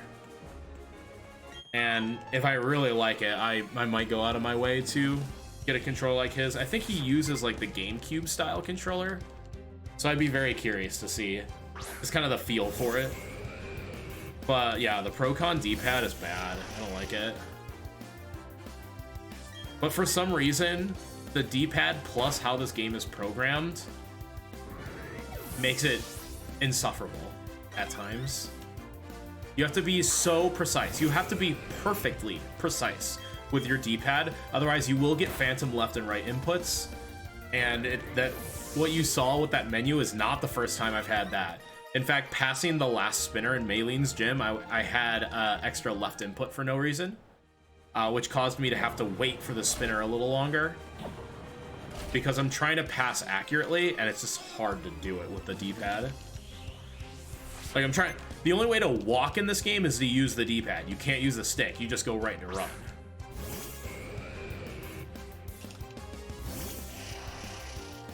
Yeah, exactly. And I know, like, Joy-Cons have drift and whatever, but, like, I haven't noticed any... Actually, I shouldn't say that. The worst that's happened to me in Let's Go is I've been having some controllers disconnect or, like, have a hard time talking to the Switch. And it'll be, like, full seconds before I'm getting inputs, like A or B inputs. And that's a little scary. Because I don't want to be on good pace and then losing seconds to a controller that isn't connecting.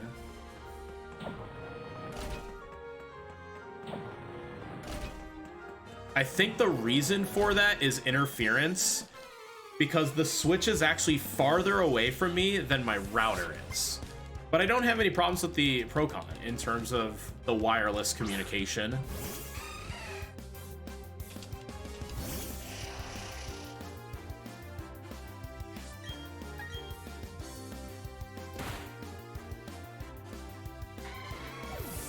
Swap to lead, revive potion. Not taking it. Swap to leave, revive potion.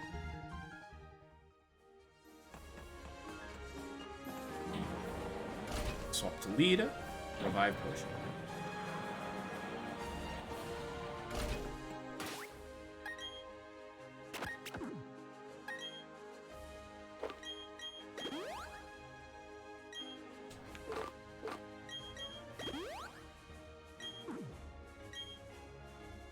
Yeah, that's the HP I want to be at.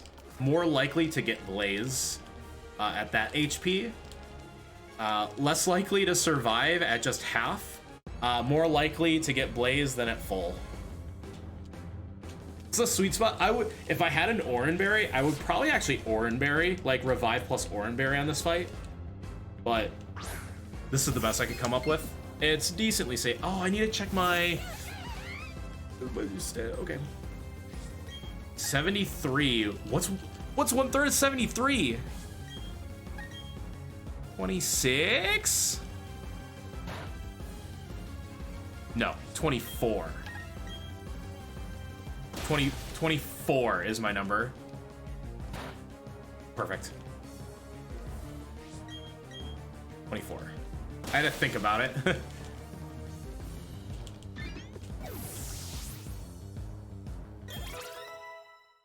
See, I told you potion is perfect. Oranberry would put me much more safely into Blaze.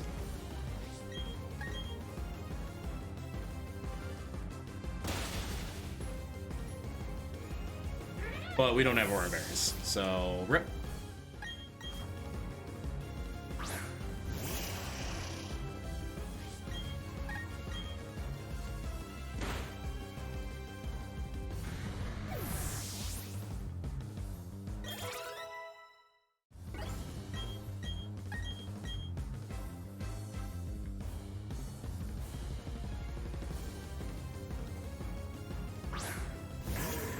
Remember when I reset that one bad run? Now I'm having a much better run. Yeah, makes that look like an insanely good call now.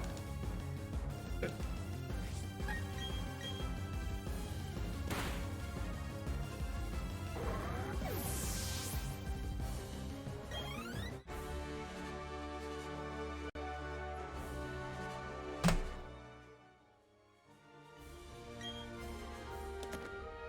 Yeah, I actually owned that split.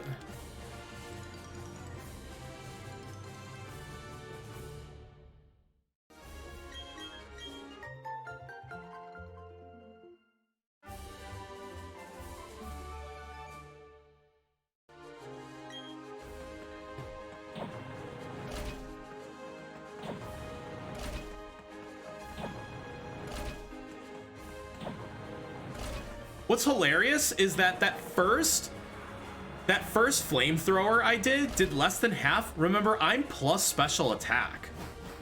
So flamethrower is an outright bad 2-shot range. There's just no way. This is such terrible damage. You have to get a blaze hit.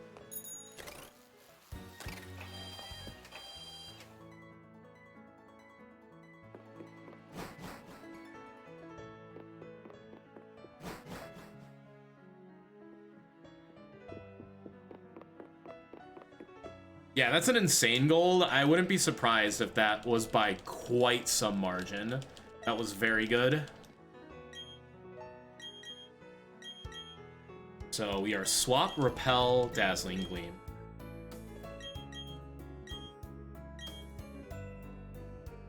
I believe dazzling gleam is the first TM.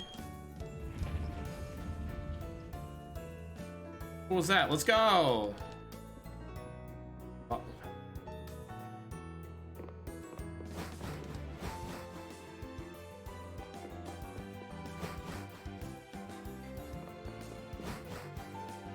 I should have peeped at my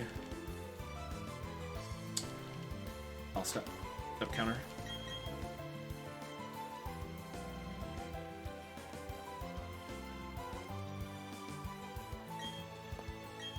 So swap, repel, dazzling.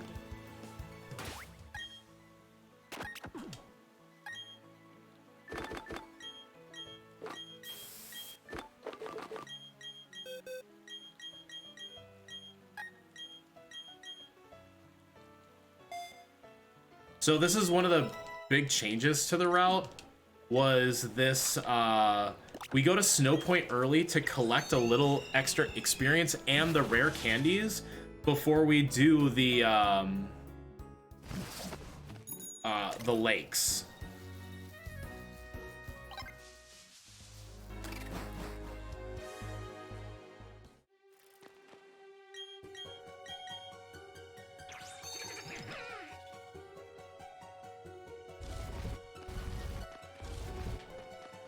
And it helps for Mars too, specifically.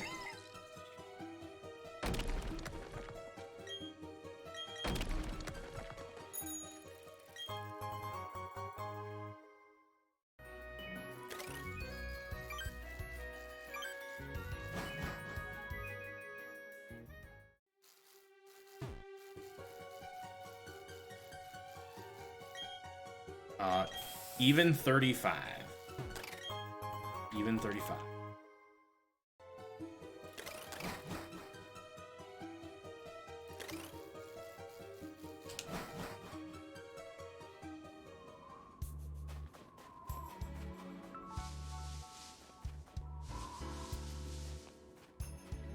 I have to wait.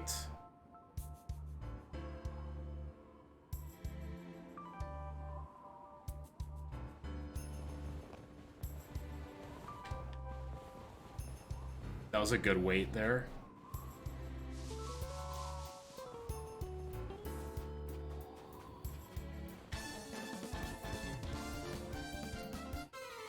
Alright, I figured out where he goes up. It's on that first like snowy ledge up above. You're trying to line up with a tile. It's like I couldn't remember. Even 35. I like the way I remember it too. Even odd. Even 35. Now the best way to do it is before going to Snow Point, like wear off a bunch of bike steps. Yeah.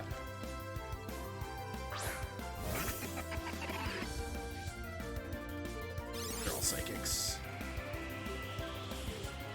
Oh, this is where I forgot to switch held items. Is flat. No, it was the next one. This one I remember, the other one I didn't.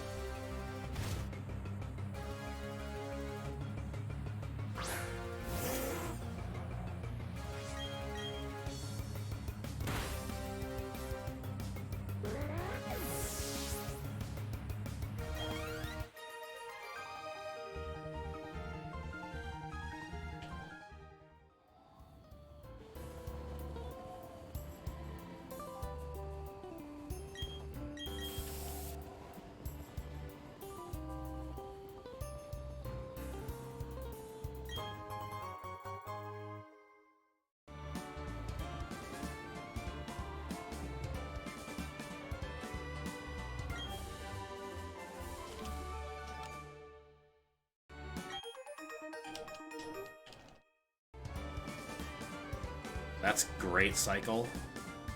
Spins counterclockwise.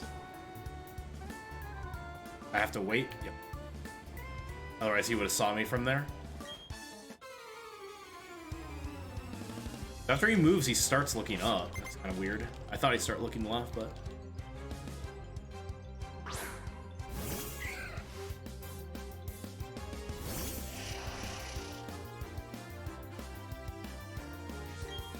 It's hailing.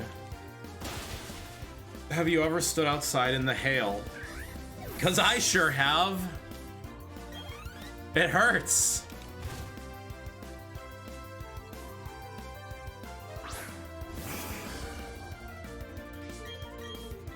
Now, I would classify this kind of hail more meteorologically like grapple, but I think I don't want to confuse Twitch chat that much today. Be brutal. What's grapple? Grapple are like snow pellets. They're like they're super cooled water droplets.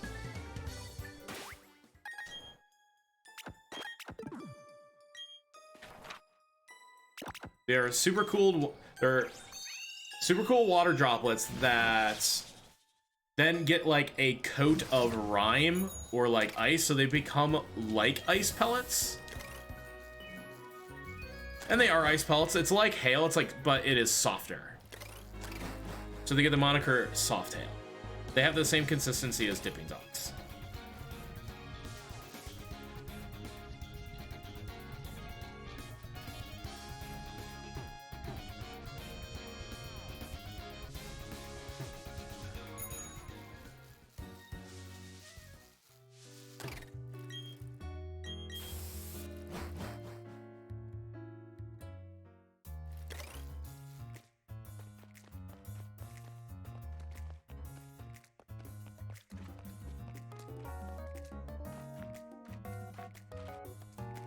I have to make him spin.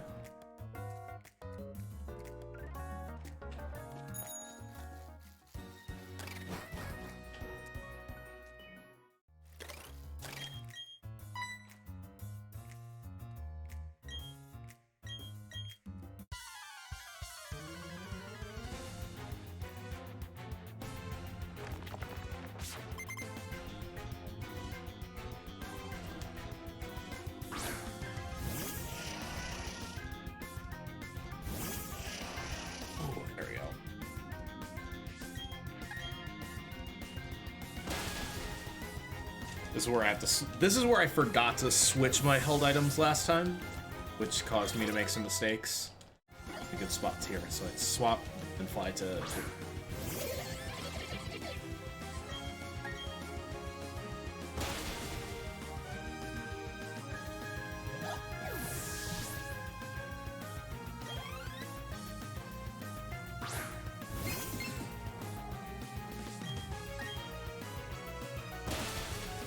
Yeah, hit that range. I'm not sure what that range is. I would like to know, to be honest, because I missed it before. It sucks.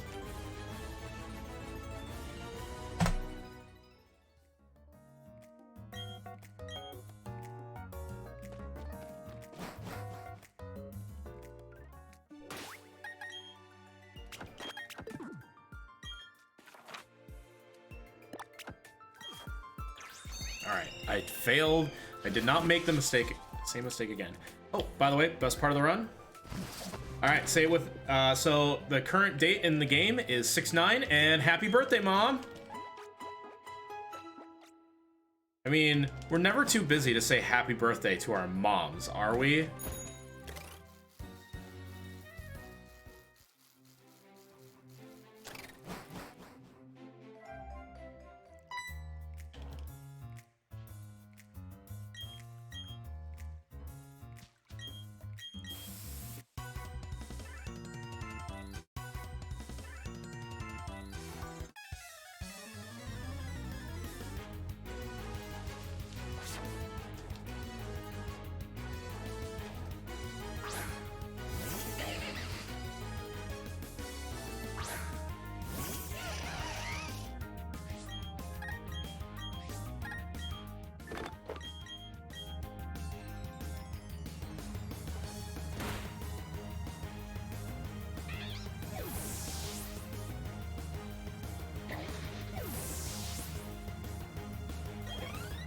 Swap deposit and calcium.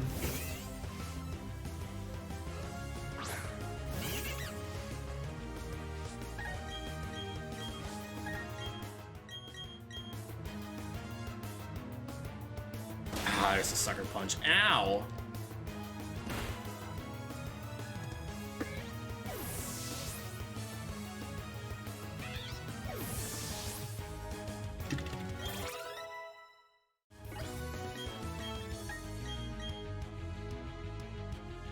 Deposit can calcium.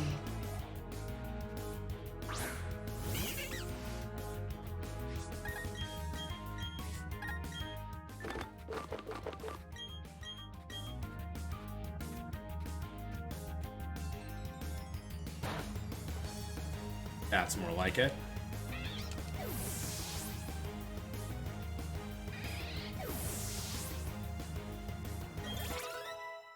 Swap deposit.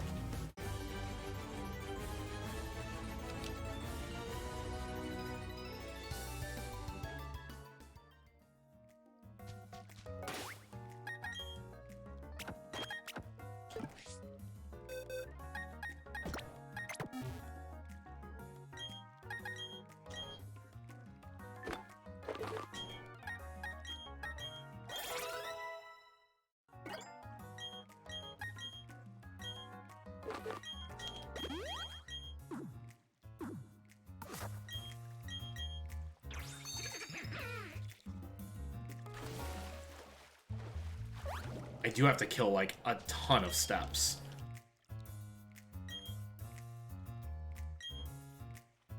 If they do leave, I think it would be worth biking to grab like a whole bunch of steps out of the way. I'm even 35.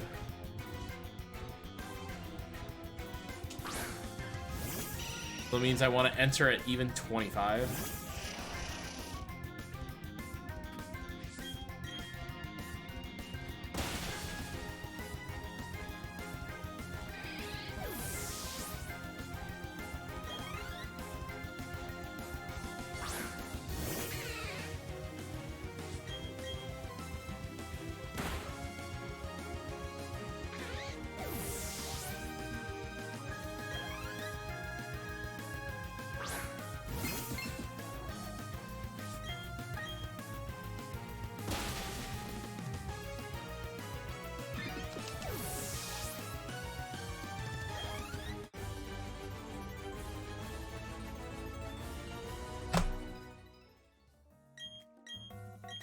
Please leave so I can bike.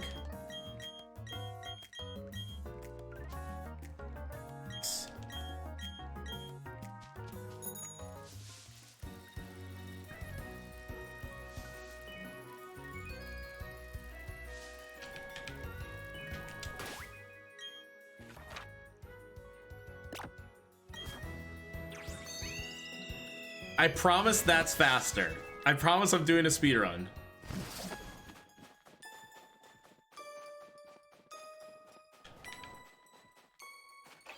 Okay. And if it's 35, it means I want to go on 34.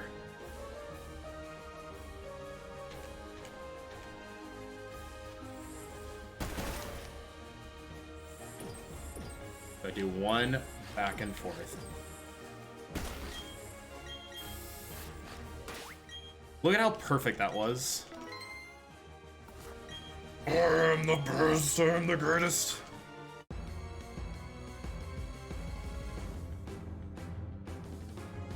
Oh, I'm so good at video games!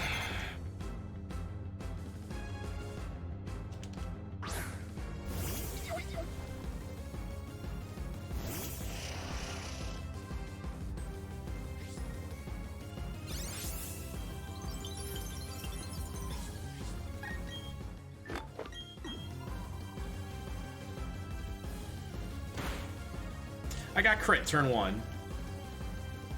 Yeah, I don't survive, so I have to heal. It's hilarious. That is hilarious that I got crit turn 1. I got crit turn 1 yesterday, too.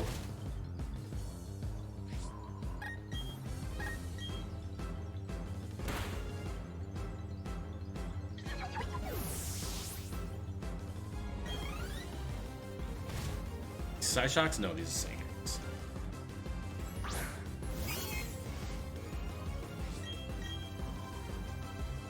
Okay. That's actually the most dangerous part of the fight. The Sneasel can kill you and does outspeed you, but almost always goes for avalanche, but it's not guaranteed.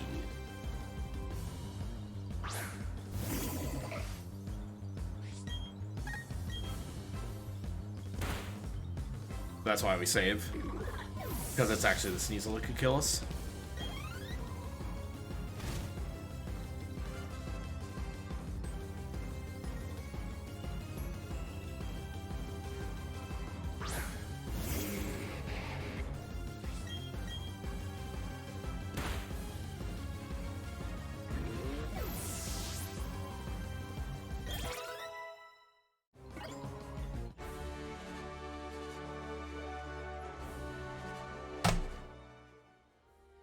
Oh, I lost 2 seconds.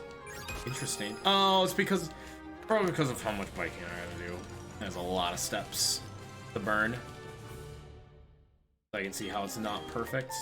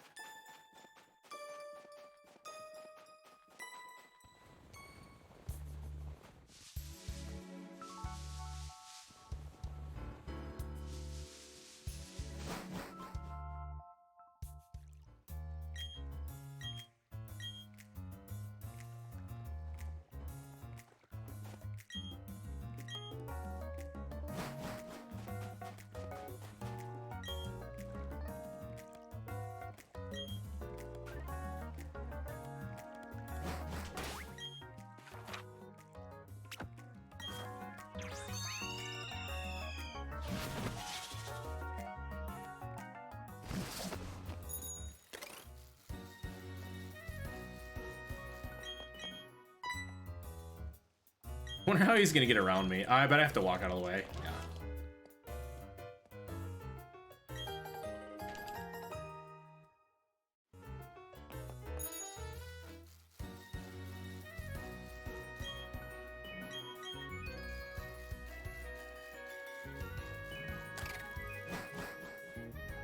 I tried to dismiss the poke attack, but it wouldn't take it.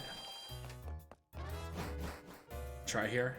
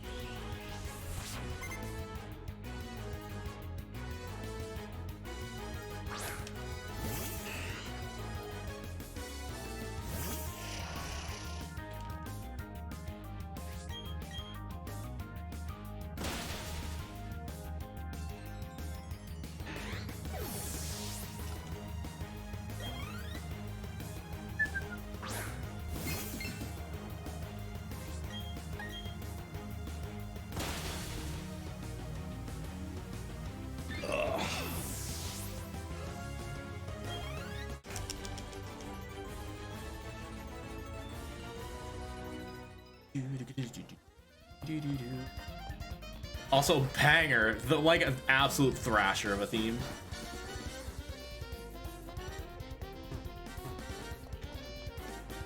That was not 100% safe. Also, I did it very incorrectly. I have to wait.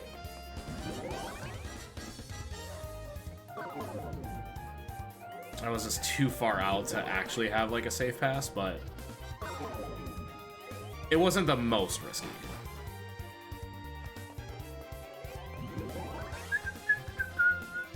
I think this is where we take the bed. Nope, not yet. Bed heals in the other piece.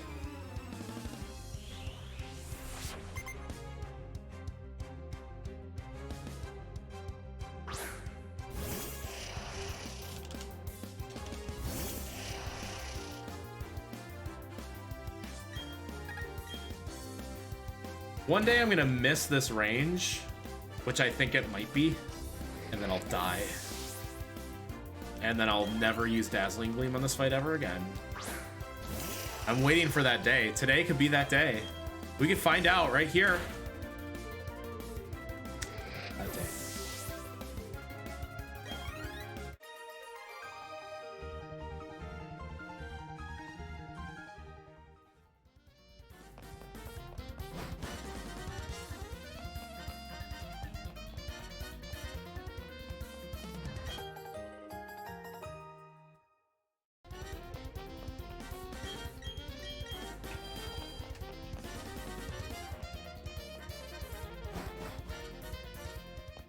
So jazzy. So jazzy.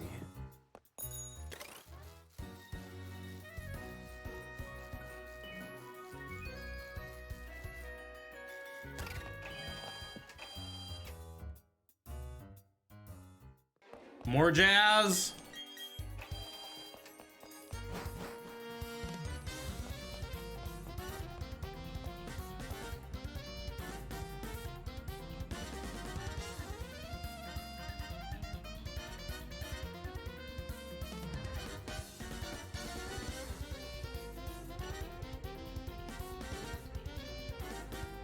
Bruh. That sucks.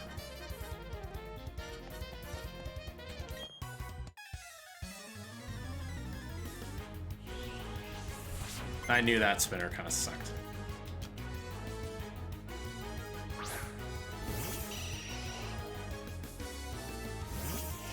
I was there for a while.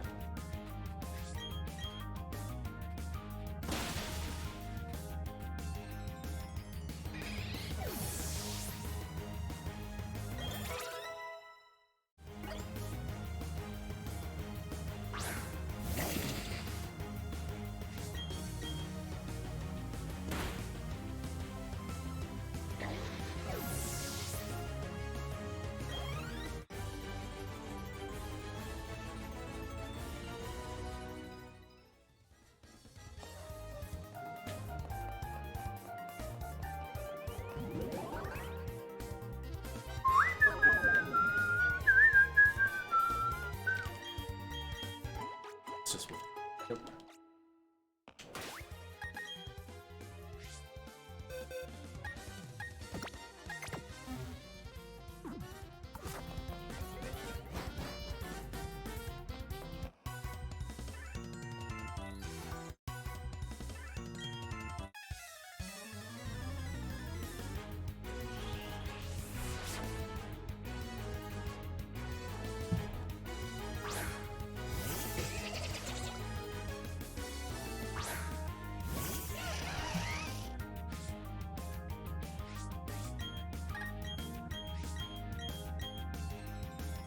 Ow. Hey, gives me a good chance to use energy roots to lower friendship levels. Always a good thing.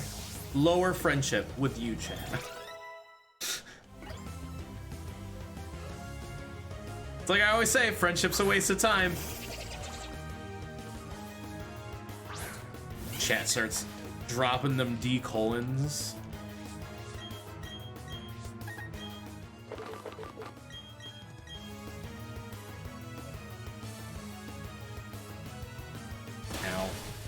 Hey, that would have killed me.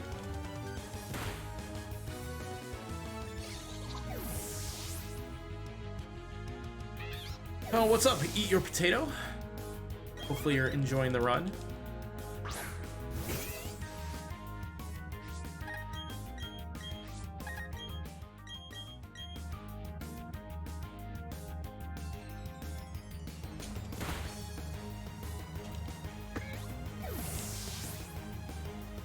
That there is a skunk.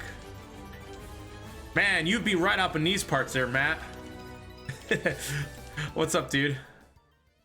You'll see me at GDQ? Hell yeah. Love to hear that. Man, am I gonna see you at GDQ? I don't remember if that was your territory now. Well, it's not. You're a New York guy.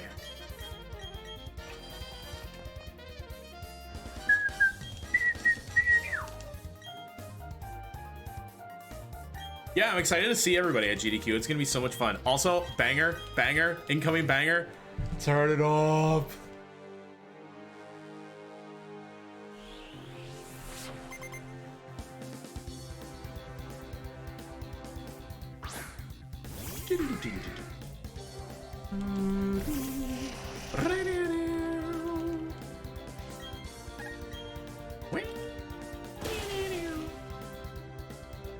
Contacts in the Twin Cities recommend Ted's 19th hole on it. I will relay that to my buddy Austin.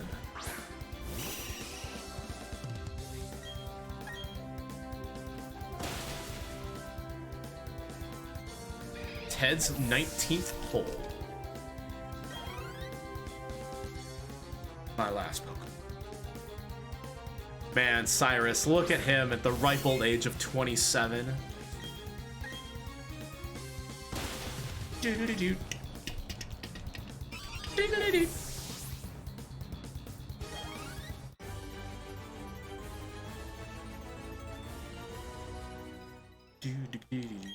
Do-do-do-do. Yep. Comfort food is handsome hog.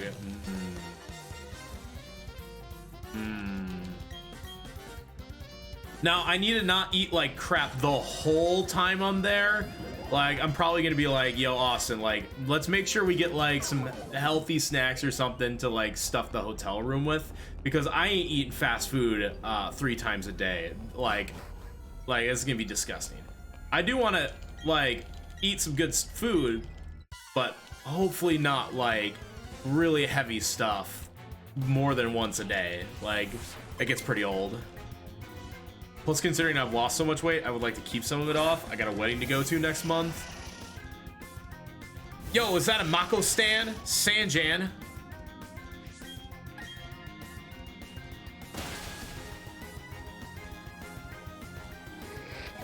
Sorry my alerts aren't playing. I forgot to set them up correctly.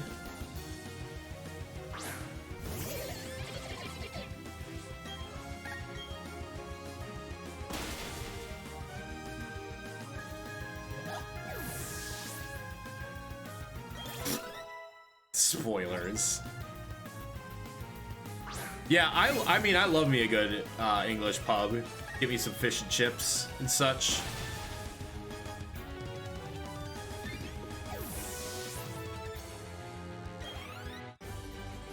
All I need to do is repel.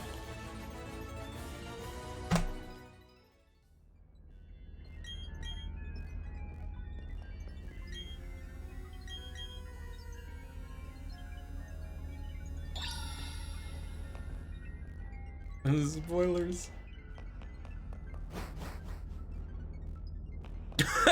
Nick, please. Wait, I bumped into the things from this tile? Excuse? Listen, if I'm having like an 11 p.m. craving for some food, get like 10 chicken nuggets and I'm good.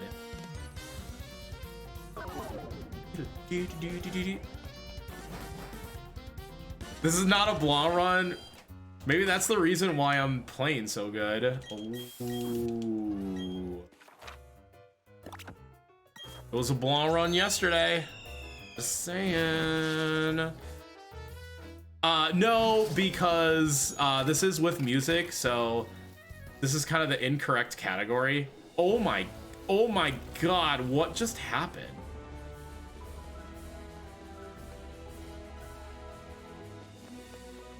I've never messed up that bad before.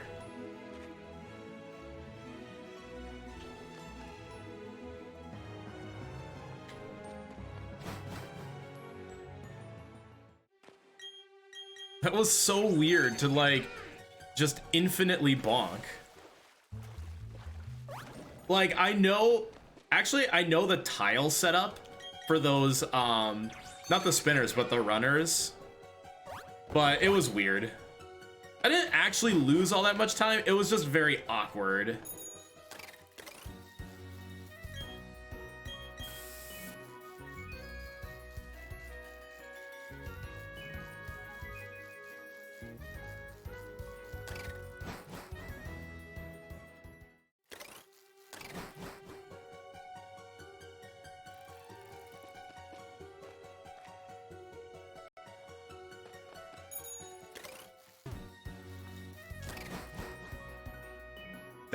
That's the pattern I like to see off that, is hug the left wall and not have to try to shoot the gap down the middle.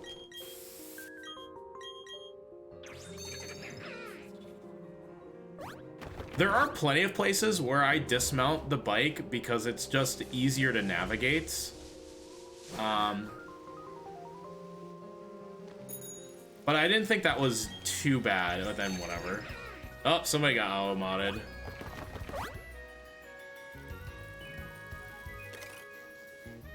Oh, I have to... Did that pass wrong? I have to wait. That's because I was on the stick and not the D-pad, so I just have to kind of eat this time loss here. Like, that was more time loss. That was more time loss right there than messing up the Route 207 nonsense.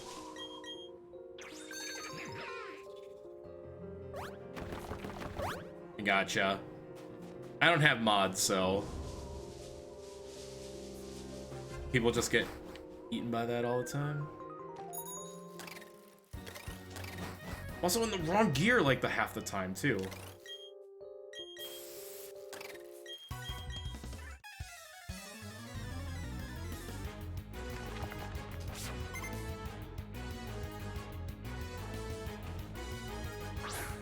What up, Coupon?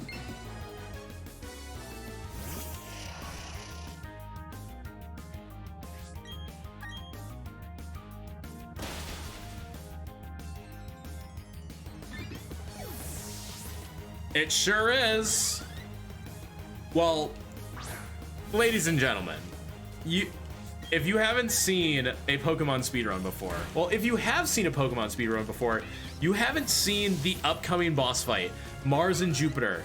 Mars and Jupiter is by far the worst fight of the game. And Mars and Jupiter is by far the worst fight of the game, and it's Barry's fault. And I'm not kidding. I don't think it's the worst fight in PSR. Tate and Liza exists in Ruby Sapphire. But Mars and Jupiter is pretty damn bad. But it's just so ridiculous that it's so bad because of Barry. If Barry didn't exist in that fight and you had a 1v2 Mars and Jupiter, that fight would actually be fine. You would be able to consistently flowchart the fight, but Barry messes it up so bad. The moment Per Ugly and Skuntank and or Golbats are on the field simultaneously, the fight just goes to hell. It's so bad. You'll see why. You guys will see why the fight's so bad. Really what needs to happen is you want to focus on one side of the double, get that out of the way, and then finish off the other side so we go right to left. The problem is if Barry KOs the Bronzor on the left side before you're finished with the right side of the fight, which is the Mars side, this is bad. It goes to hell very quickly. If Barry did not attack in that fight, it would be fine. My new strategy, and this is a very loose strategy, is that if I get light screen and I have to set up to +4 anyways, I'm going to attack the Bronzor that is more damaged between the two, giving me more of a chance to keep the other one on the field and be able to finish one side of the fight. And I can go left or right if I'm at +4. But it's preferred to go to +2 and do the right side because that's the light screen one. The other one is the reflect one. But I almost always have to go to +4 anyways. At +2, you do not KO the Skunk Tank, and it will use Snarl, which lowers your special attack by 1 stage. So honestly, I'd rather just go to +4 anyways.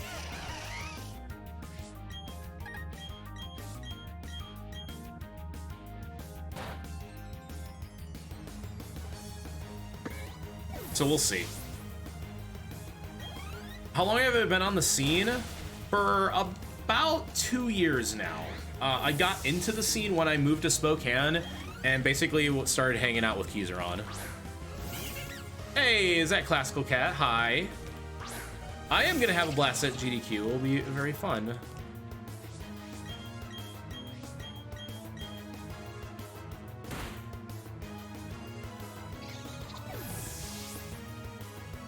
Okay, so this next fight, actually this is my first GDQ as well. I'm so excited to just see everybody. Yeah, would love to see you out there. I think that'd be a lot of fun. But yeah, the Mars-Jupiter fight is only bad when one of the Bronzors is KO'd before you're finished with either side of the fight. So here's my strat. I'm gonna go X defend, I'm gonna go X special attack ×2, probably gonna have to heal, and then see which side of the fight is weaker and go for that side.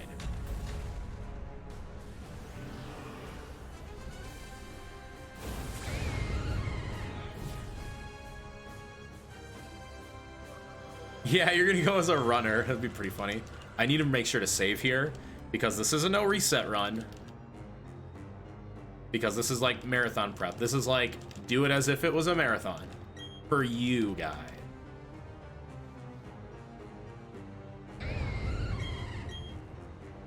Yeah.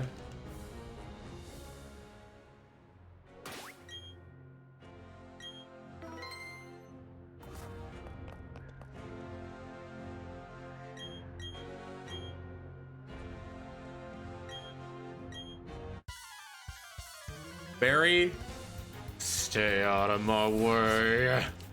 Just like want to shove him over. Be like, stop, let me handle this. Like, Jupiter's actually right. Let me handle it, buddy.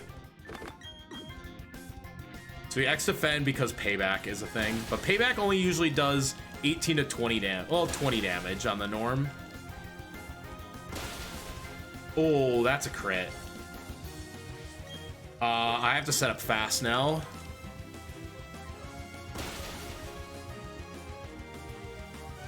I have to heal this turn now. Don't kill, don't kill, don't kill, don't kill. This is fine. This is actually fine. I ignore that Bronzor right now so I can finish off Mars. I am set up enough because there's no...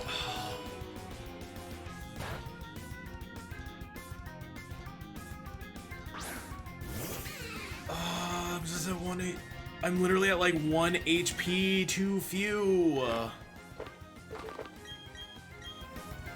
If I had 21 HP, I would have attacked. Okay, actually, that ended up being the correct play, was to heal on that turn.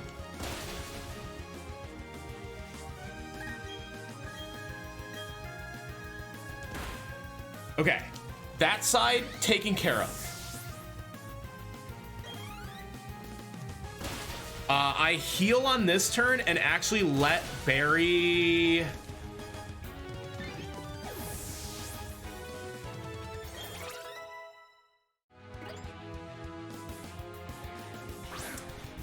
God, man, Barry, stop attacking. Because I died a Snarl. Snarl does 48 damage. It's going to lower. Oh, he crit me too. That sucks, dude. I'm tempted, but I can't. I have to just heal again. If I didn't get crit, I would have been fine. I'm now at +0 special attack. I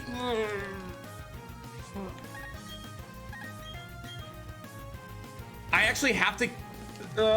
There's the belch. Oh, he didn't attack me. Thank God. Thank God. And that's why, because after the citrus berry proc, Skunk Tank gets to use belch, which is even more powerful. I'm fine here. I can just psychic the Golbat. It dies at +0. Oh my God. This was definitely subpar for Mars and Jupiter fight, but I've seen much worse.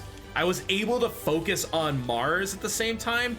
I had just a little bit too few HP than I would have liked. Okay.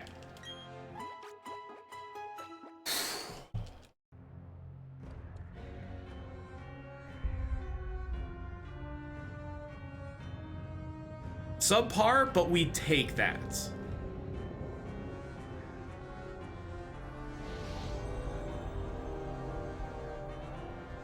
I also got crit one too many times, but I got bailed out by not getting hit with belch. So that ended up being acceptable. Starts at neither. I think SGDQ starts at... Well, it might... I think it starts just before noon Eastern time, which is like which would, I think is 8. You have to look up the schedule. I honestly don't know. I'm not going to be there in time. I'm arriving in Minneapolis at 11 a.m. and I'll miss a few runs. So I think it starts earlier. I think the pre-show starts at 9 a.m.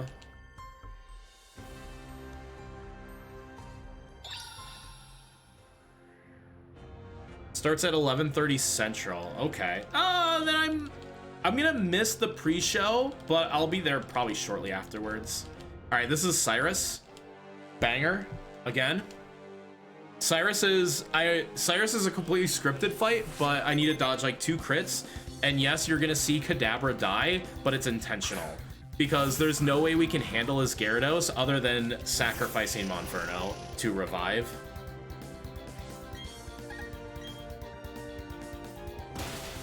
Yeah, it starts tomorrow.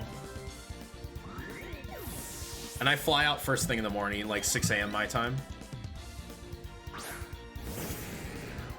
Like, we have no way to deal with the Gyarados. It has Crunch. It would be worthless to set up an X defend. It would still kill us. So that is scripted. And then we sack Monferno to revive with our Revival Herb. And it is very important you do not mess up that menu, because if you try to revive Monferno, the game says it had no effect, and then you lose your turn and you die.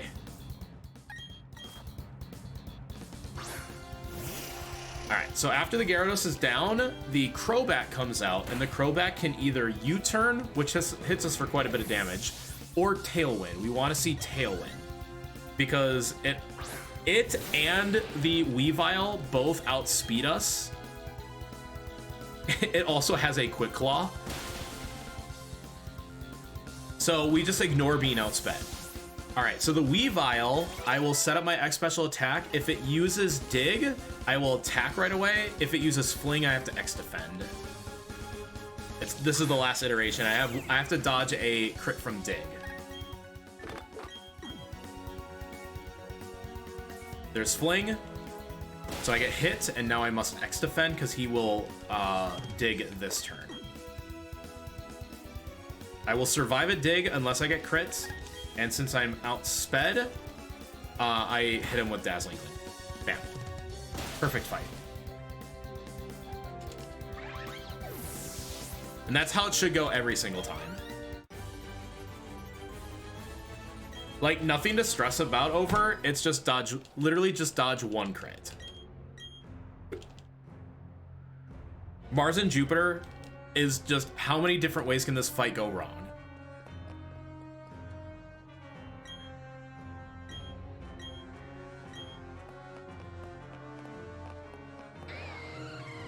Oh, by the way, to anybody that is going to be watching Etiquette's run on SGDQ on Friday, he will be running Shining Pearl, which is the faster of the two games, but only 6 fights are different. Only the final 6 fights use the legendary either way in the routes, and Palkia is better.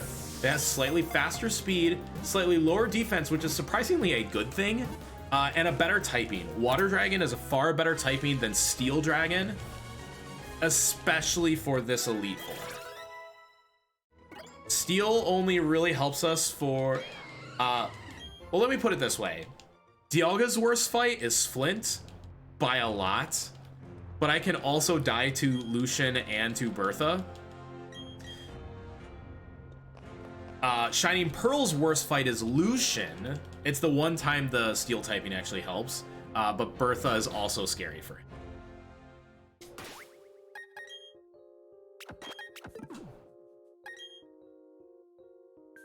Metronome.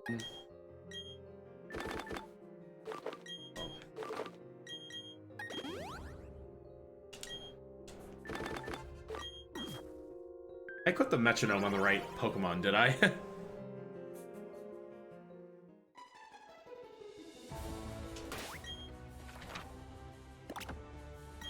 I sure did. Okay, I saw it. Yep. I just did that menu a little out of order, so I was like, eh. Also, this route's movement's so good actually in this game. It's like fun to do.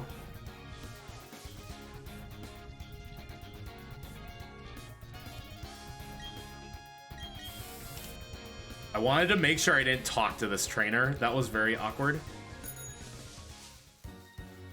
I had to make sure that I cleared the final text box with the B button.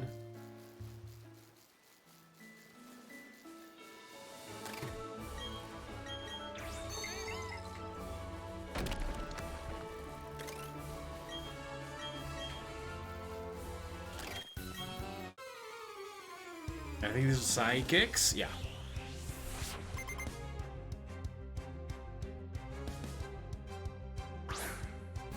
So that's where I have to cancel the repel. If I keep the repel up in the gym, I run out in Victory Road.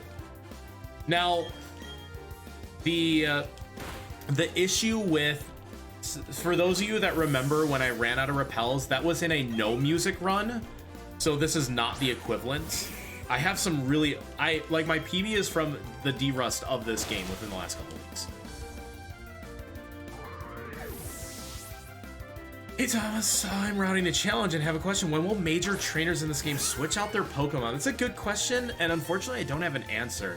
I don't understand. I personally do not understand very much about the AI in this game.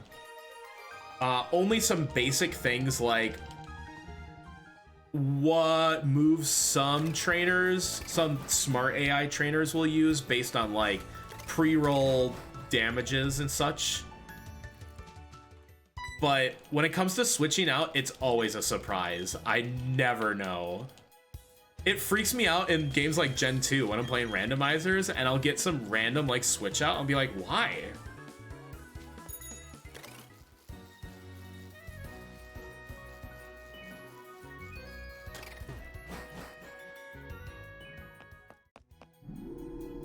Thankfully, when it comes to the speedrun, we don't have to understand too much about the AI. Most of the AI we try to figure out is what are called pre-rolls, which is each opposing Pokemon will basically attack with will simulate an attack with each move, all 4 moves, and determine which did the most damage based on a real damage roll, including crits. And then from that, they will actually pick the move and get and have a new roll. They don't use the pre-roll damage, they actually pick the move. So that's why every once in a while we'll get a random thing like Agatha's Arbok will use Poison Tail because it probably pre-rolled a crit in a situation where it could KO, and it's very strange. But other than that, the switching out Pokemon thing is like, who knows? You're trying to stall out Mr. Mime's light screen with rock and poison Pokemon? You just don't want him catching on the plan message. No, I've never seen him switch. Usually, in general, but very much non-scientific, they'll only switch if they literally can't hit you. Like, they just don't have super effective. They don't have even any effective moves. Like immune moves. They, like, if you had a ghost Pokemon and they only had normal and fighting type moves, I think that's a situation where they would switch. Remember, Lucian's Mr. Mime is holding a light clay, so the light screen does last 8 turns and not 5. There are 2 ways that you can get rid of it. You can use Brick Break or you can use Defog. Defog used to be in the old Scyther speedrun route of this, so that's one way to deal with that. Otherwise, X Special Defend to reduce the damage from Dazzling Gleam is another option if you are in this challenge allowed to use X items. But switching out is pretty rare from the opponent. But I have never seen a scenario where that would happen.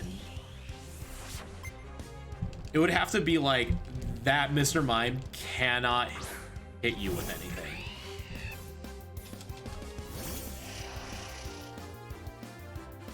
I don't know if that helps, but that's just my best understanding. That Mr. Mime has Dazzling Gleam, Psychic, Reflect, and Light Screen.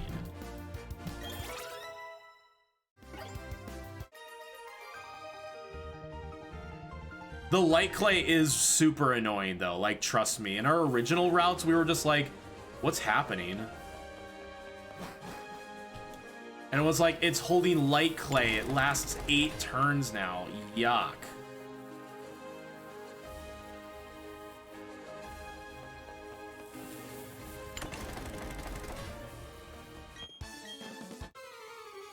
Does it consistently choose one over the other in turn? Reflector Light Screen, not necessarily. I have not noticed a pattern in that in my runs.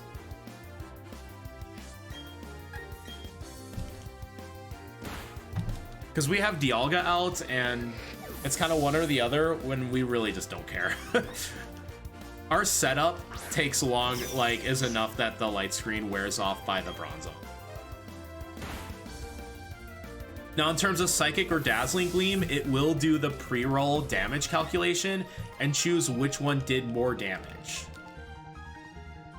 So if you're neutral effective to both, you will most likely be seeing Psychic. Dialga, which is a Steel type, well, is a Dragon Steel type, is neutral against Dazzling Gleam, which is why we see Dazzling Gleam, but resists Psychic.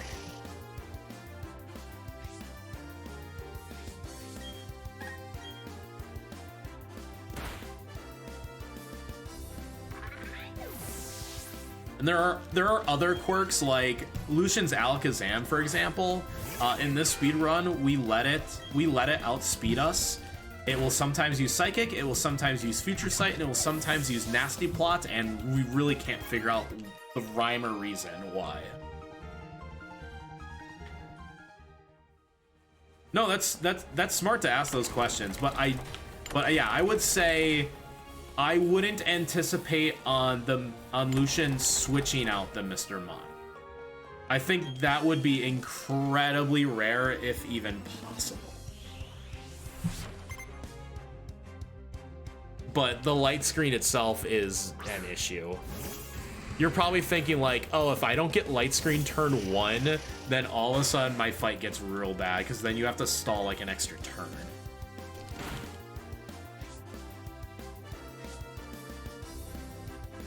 Nice screech, good. I don't have to heal, but I will. That did a, by the way, that 1 point crit did a lot, because that was a crit plus special defense fall. I obliterated that Steelix for, well, it's like, you lived on 1, eat this.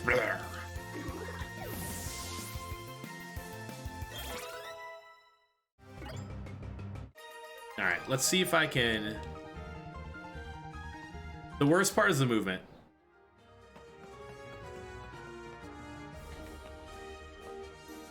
Actually, I want to.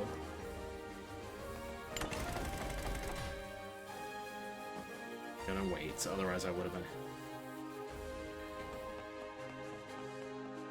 The spinners are the second worst part of the game, but the movement itself is the worst. The best? I mean, it's kind of cheap to say the music, because I say the same thing about Sword and Shield. In Sword and Shield, that's definitely the best part of the game, is the music. I don't know, like, Sinnoh overall is pretty cool. I did really enjoy the underground of this game a lot.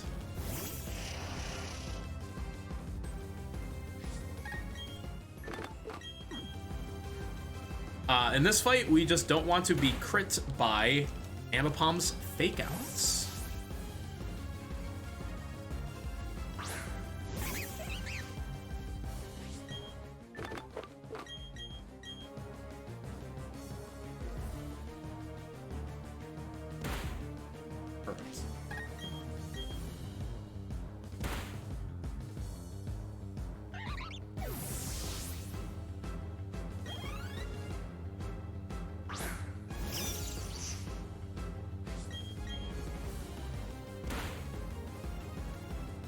Good fight. Good Vulcaner fight.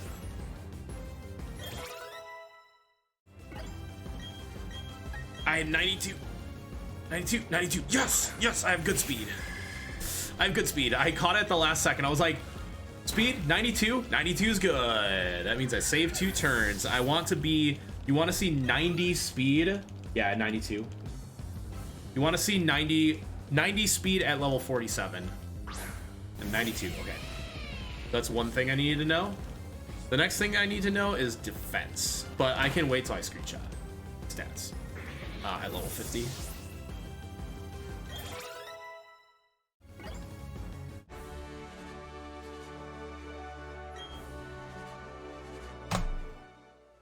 There we go. There we go.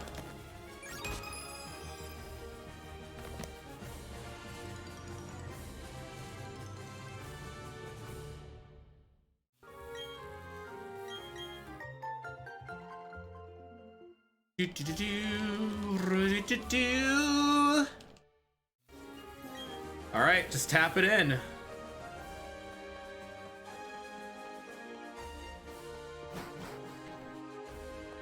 Not much of the game left. Cool. Really glad I reset that run that I had a terrible Rorik and I got punished, and it's like, let's not deal with that today. I suffered enough yesterday. Now I'm actually having a good run. The actual miracle. The mini miracle. Yeah, and it'll be fine, because I'm actually going to repel right here.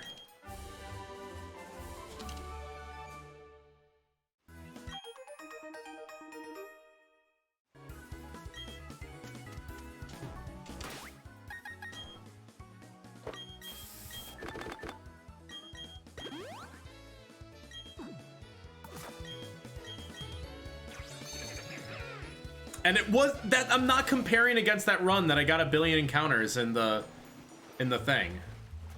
That's not even that run I'm comparing against. I'm comparing against like one of my first derusted runs. But with music, this could be like 335 with music. Maybe even better, which is sick. Like, this is one of the best. This is one of the. From yesterday's worst speedrun ever, I'm having one of my best speedruns ever.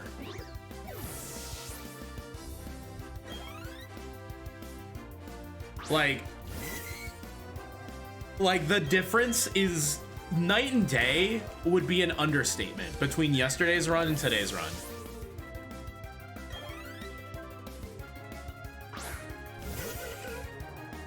Peaks and troughs, still, I feel like it's not like that isn't even a strong enough comparison. And now if I can have this run with no music, this is easily second place, if not even first place on the leaderboards.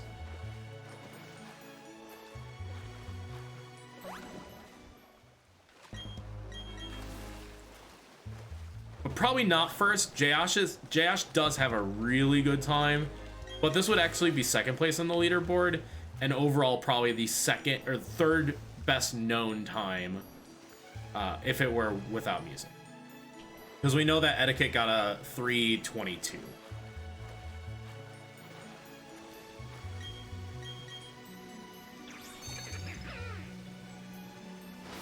Hi, Pokemon Master Ashleketchum.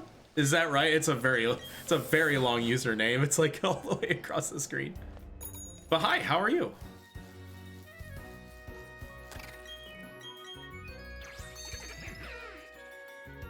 Do trainers pick their next Pokemon when switching?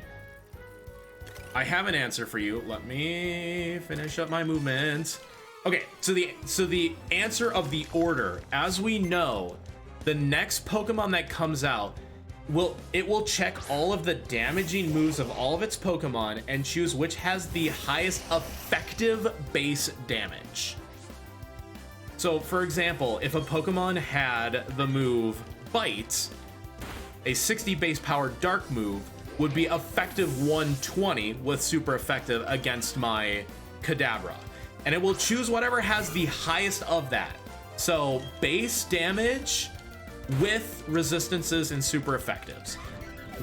So stab not included. Stab is not included in that calculation. The only other thing that's not in that calculation is the ace Pokemon will always come out last. So the Bronzong will always come out last for Lucian no matter what. It will never come out in any other order.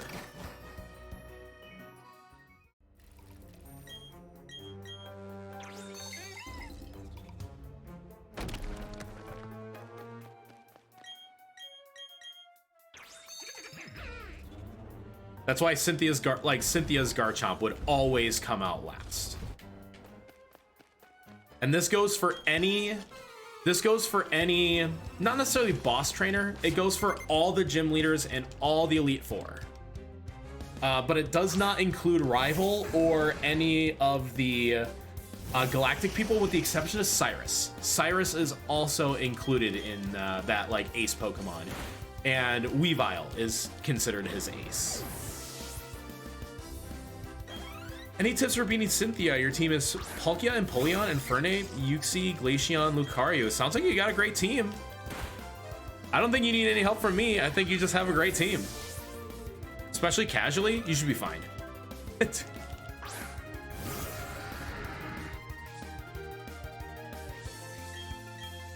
Just don't underestimate Cynthia. Remember, all of her Pokemon basically have perfect IVs.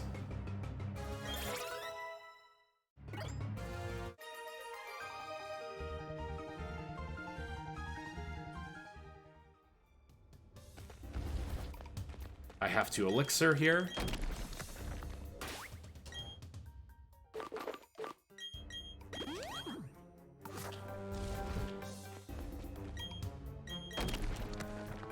Funny enough,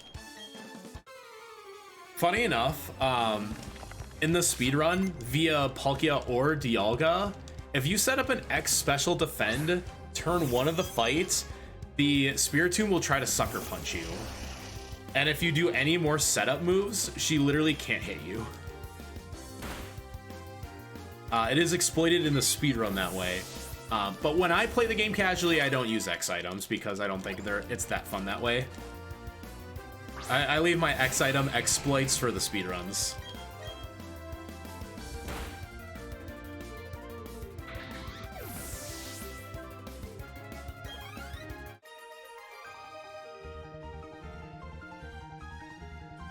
So Cynthia's Sucker Punch is the same as I mentioned earlier. She'll do pre-rolls, and if Sucker Punch does the highest amount of damage, she'll go for it. But she doesn't know if you're going to use an attacking move or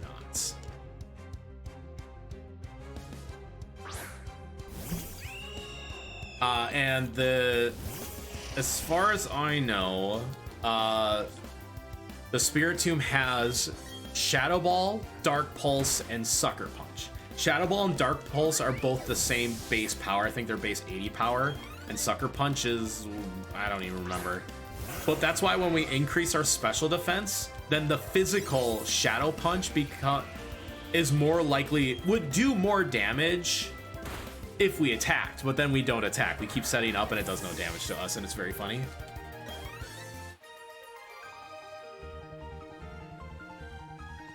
You do out level Cynthia, barely though. I believe Garchomp is 68. I don't remember off the top of my head. I know she has high 60s, maybe 70, but you will out level. So you have that for an advantage.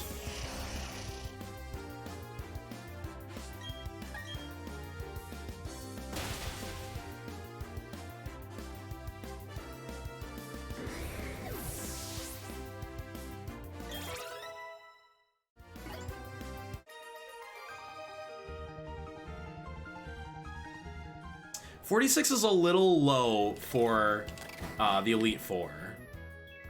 I will say that. Because as you probably have noticed,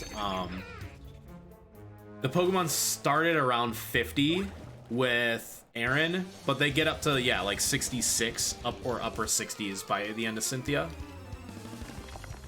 I would literally lean on Empoleon, Infernape, and you said Palkia. I would lean on them. Just realize Garchomp is fast. Your Infernape probably outspeeds. The Garchomp, I think, has 220. It's like 212 speed. Lucian's Alakazam, I believe, is a little faster. I think Lucian's Alakazam is 225 speed.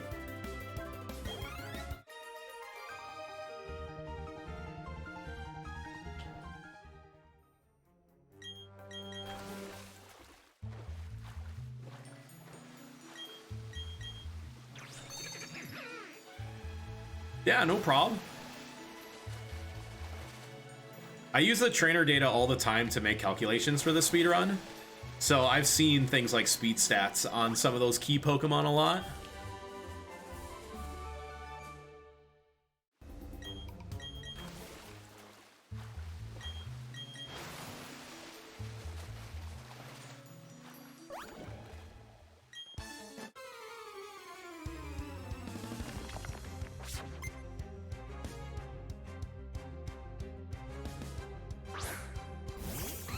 Gabite.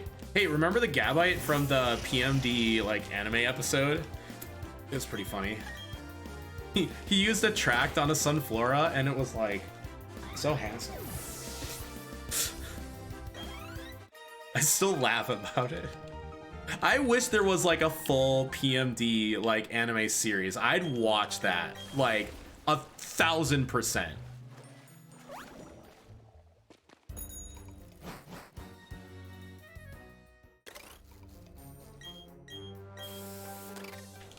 I gotta snap back. Where's the current blowing dust advisory? Where? Here? I'm not gonna look. Or is it in Arizona? I haven't looked at the weather this weekend. I should look at the weather for Minneapolis before I leave. Amarillo, hey, they do get some wicked dust storms. One of my classmates was a meteorologist out there, and yeah, they got some nasty dust storms. I remember that. You're also in Amarillo? Cool. Okay, so funny story for those of you talking about West Texas. Almost got hired as chief meteorologist out in Midland, Odessa. It was a bit of a culture shock for me, though. Like, it was a little crazy.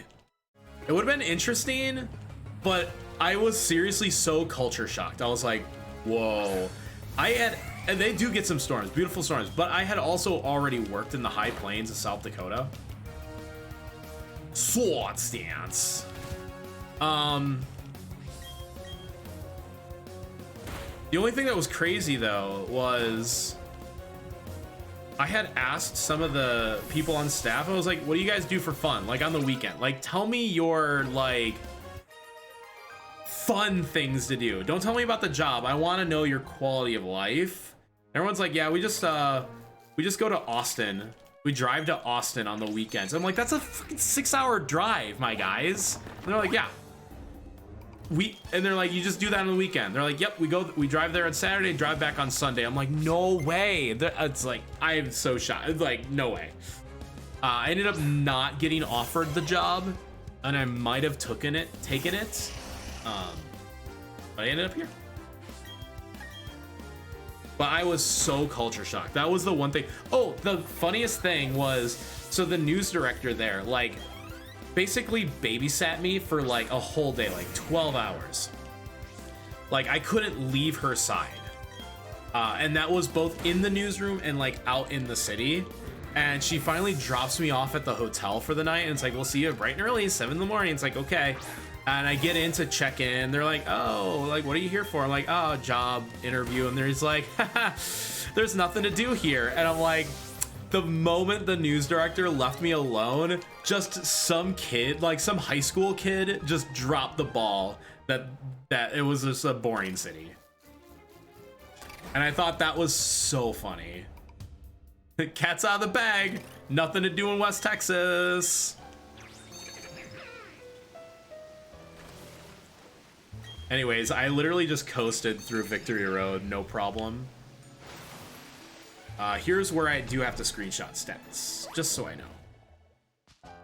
This is like the next actual thing I need to do here, is this berry fight. Victory Road's so, not free. The fight that starts with the Tentacruel, yeah, that can be a little scary. I don't know if scary is the right word, though.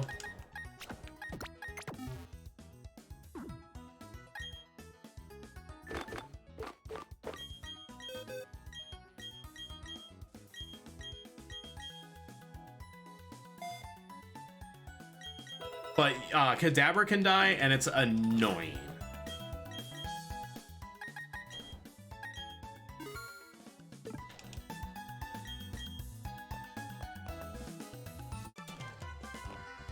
So you just switch over to Dialga, use Roar Time to win, and then you have to revive. And that's like the only bit of time loss. Otherwise, everything else is a one-shot. I do need to check what my defense is. No, the screenshot won't come on the screen, dude. Does anyone remember my defense? Because it's on the hidden part of my monitor. I'm so mad about that now.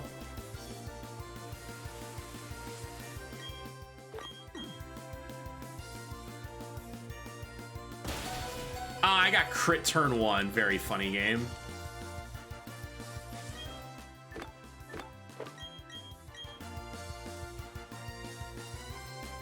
Alright, well, as long as I don't get crit on this turn, I'm fine. 139, thank you. That is pretty good. I will have to full restore again because I could die. I would die to Empoleon if the Quick Claw procs, unfortunately.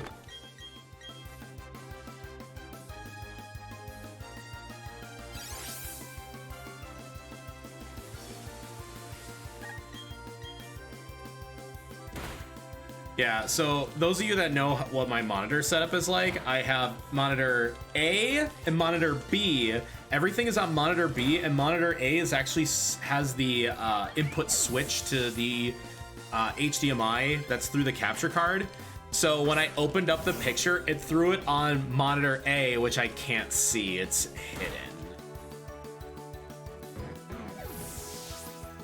Solid. Those actually look like solid stats. It looks like I have 31 in both my defenses.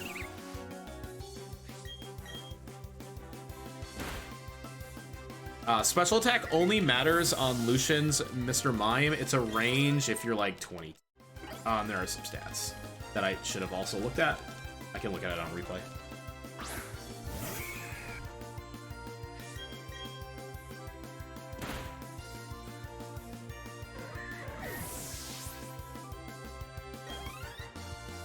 It is 142.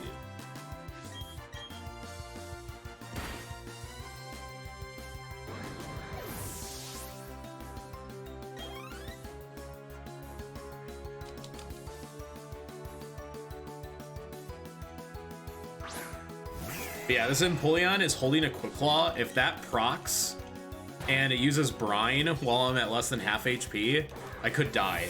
If I'm exactly at half HP, I think I could live, but at the HP I was at, it was not possible, so I didn't want to risk that 30%.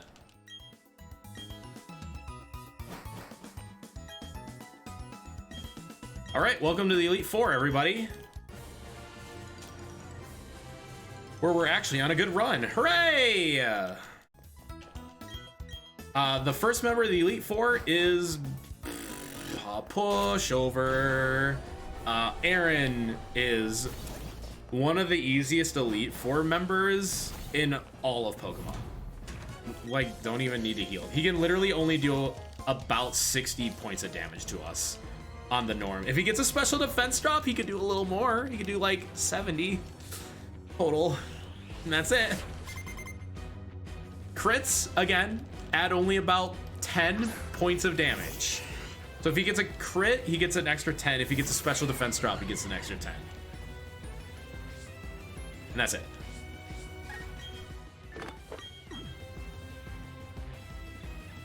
There's Light Screen. Light Screen's annoying, but standard. So yeah, Bug Buzz does about, in this case, about like 18 points of damage.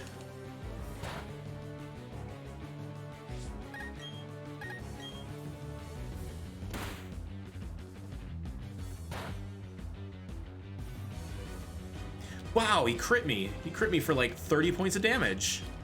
But congrats, he did like 65 points of damage to me. That's Aaron. I just have to remember to switch from Flash Cannon to Dragon Pulse on the Beautiful Eye.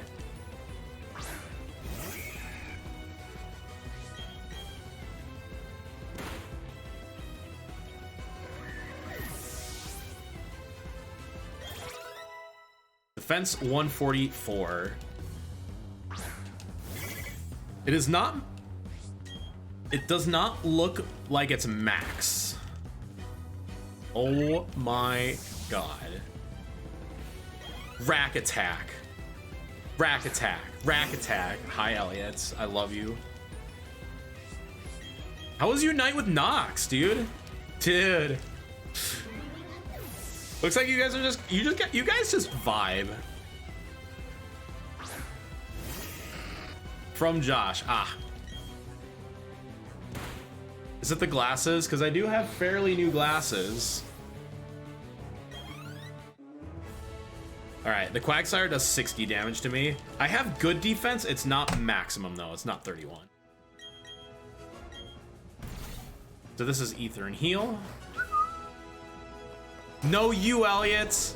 You're the best. Look at this run I'm on, man. I'm actually on a good run.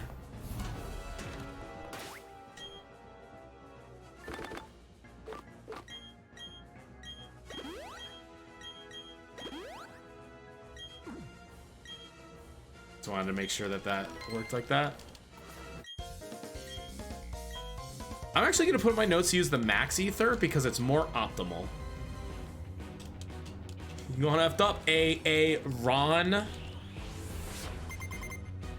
Listen, guys, chat. I just want to thank you all for being here. It brings me such joy to see you all. All right, this Quagsire gets like 3 chances to crit us. This is a don't get crit fight. It will do about 60 damage to us on the norm.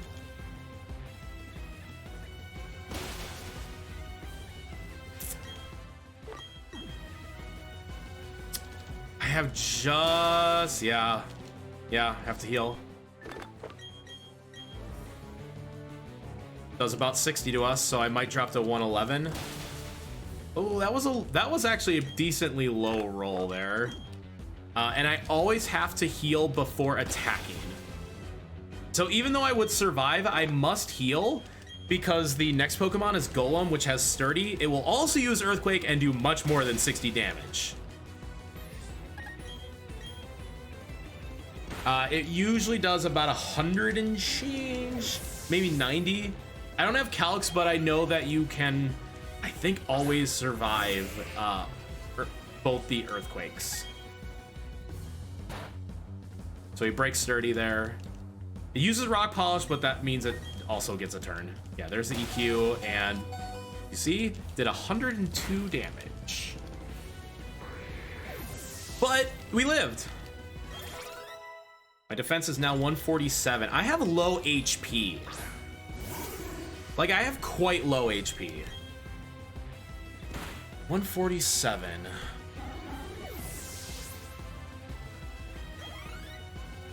Do some math here, but I think I'm gonna do the +4 strat again. 147. 68 plus... Let's 70 plus 24. 94. 94 plus 13 is 107. So my number is 107. Just doing some math for the next battle. So on the Flint fight, the Rapidash will Flame Charge to always outspeed, but it also has Hypnosis. So I want to make sure that I'm attacking while I'm above 107 HP, which is the combined damage of a Flame Charge, Infernape's Close Combat, and Infernape's Mach Punch. I need to make sure that I can survive all 3 of those attacks before I start attacking.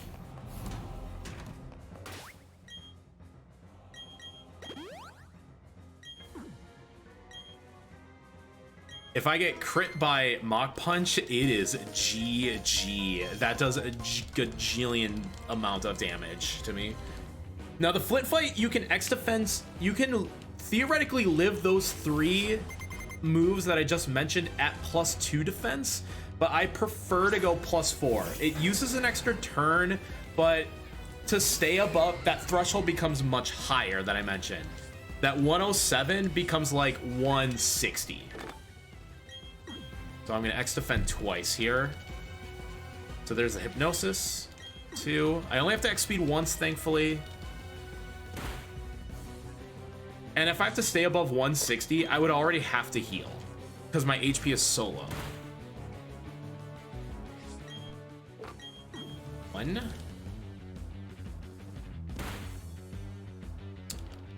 And 2.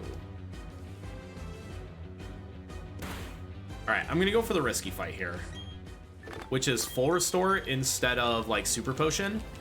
So I wake up, but he will get a chance to Hypnosis me with Wide Lens, so it's 66% here. But he went for Flame Charge, which is no problem.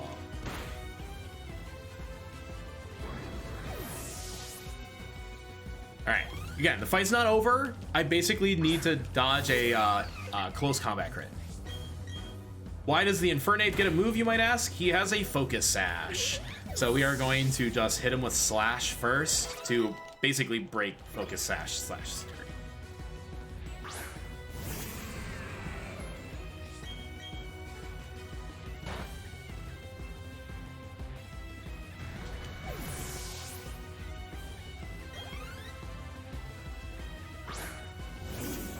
And it is very important that I use Slash because I actually don't have enough Dragon Pulses to Dragon Pulse him twice, because he'll heal the full if I Dragon Pulse him this first time, so I must use Slash. Okay, we just have to dodge 1 crit here.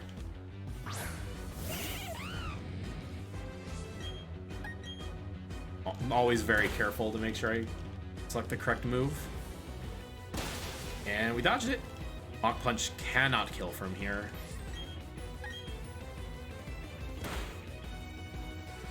All right, so far so good.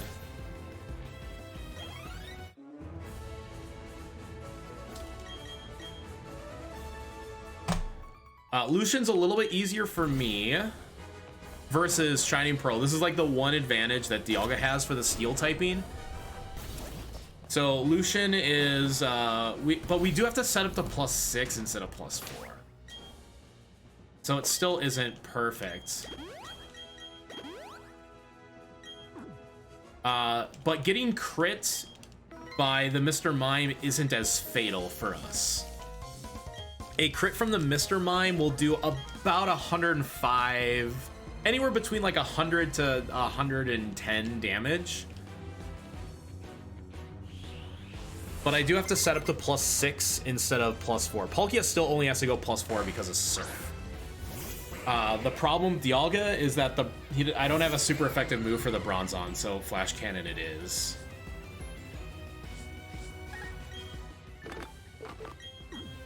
Special defend. There's the light screen. There's the speed. We have to make sure we count correctly here. 1.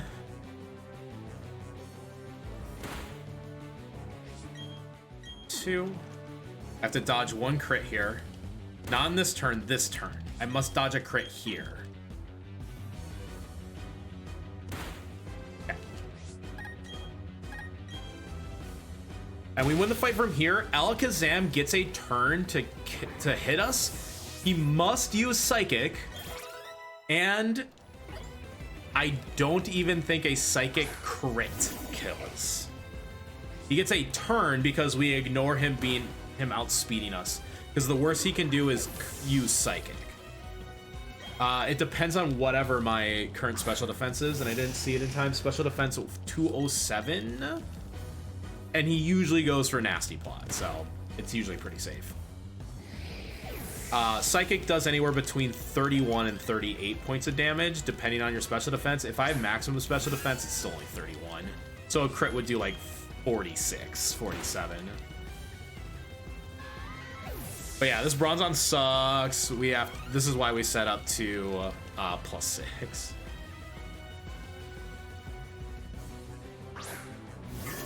Because it's not very effective Flash Cannon or not very effective Dragon Pulse, take your pick.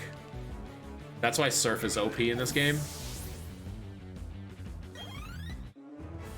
I don't know. That's the part of the AI I don't understand.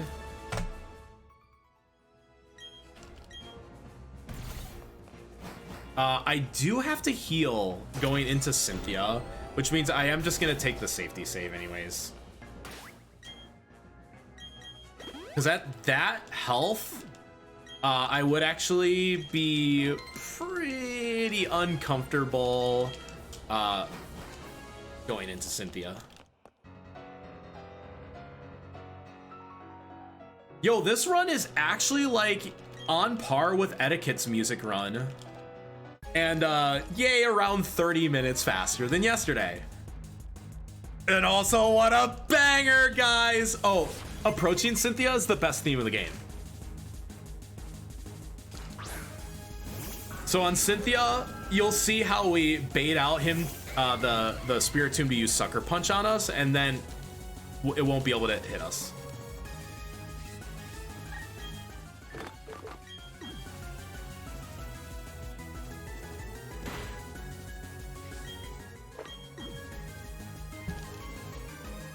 There's a Sucker Punch. 1. There's a Sucker Punch again. And we get 1 more Sucker Punch. Here it is. And we won. GG. That's Cynthia. Bait out Sucker Punch while you set up. And we outspeed Garchomp at my speed. Because 1x speed doubles your speed, and I outspeed. Yes, this feels so good. This feels so good. Man, after yesterday, this feels so insanely good.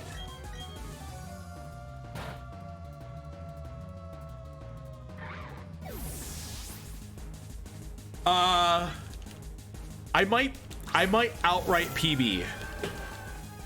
This has a non-zero chance to outright PB with the music on. That's how good this run was.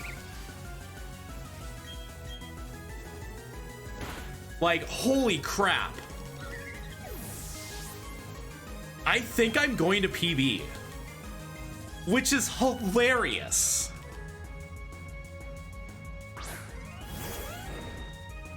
Like, I'm button mashing now, like, fast, to try to get this.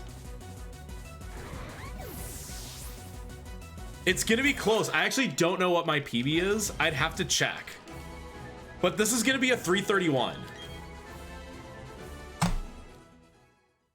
Ooh, no way. What an actually insane run. If I had this with music off, this is easily 321. This is on par with Jayash's run on physical. This might have been the cleanest and best Brilliant Diamond run in the world.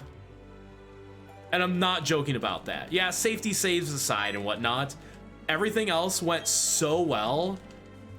Like, I literally cannot fathom the differences between what happened yesterday and what happened today. It's so crazy, and I'm so glad you're hyped, Salty. I'm so glad everybody's hyped. Get hyped. And say hi to YouTube.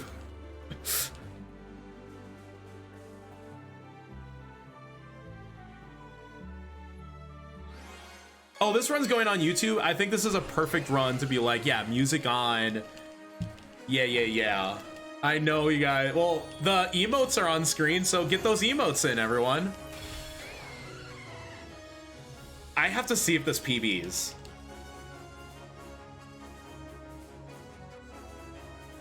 Time. Yes.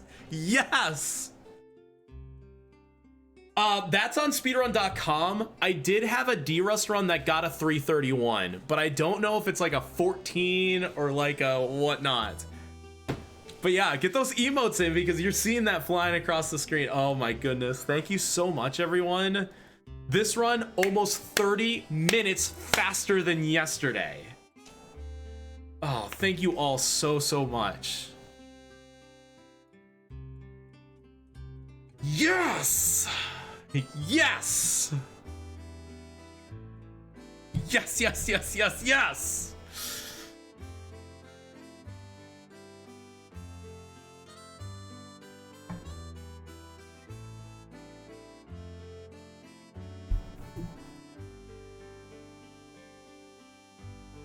This run was so good.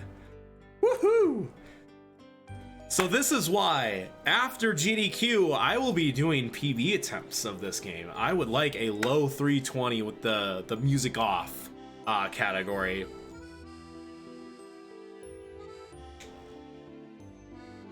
But yeah, this is gonna be so much fun. Again, SGDQ Friday at 11 a.m. Eastern. Etiquette is running this game. I'm gonna be on the couch. I'm gonna be with Kizaron and Corvame, who are, I mean, that is a outstanding group of friends, and I'm just honored to be a part of that and a part of GDQ. When I first kind of came onto the scene, I was literally joking in Etiquette's chat. I was like, hey, can I be on your GDQ couch? And he never said no.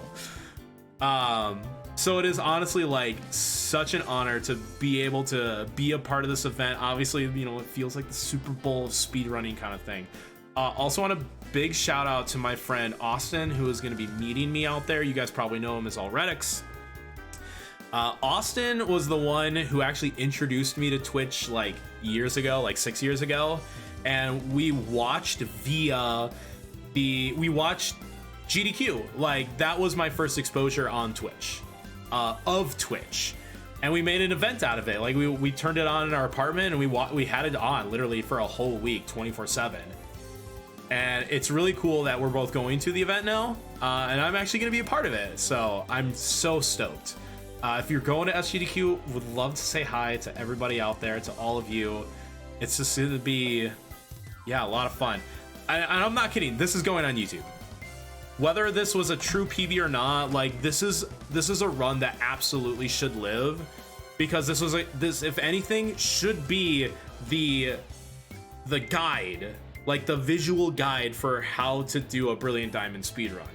Like, this ended up just being smooth and near flawless in terms of execution and RNG. Like, this is how a Brilliant Diamond speedrun should look, and you get to have the enjoyment of listening to the native music of the game. So yeah, very fun. Please make sure to subscribe to me on YouTube.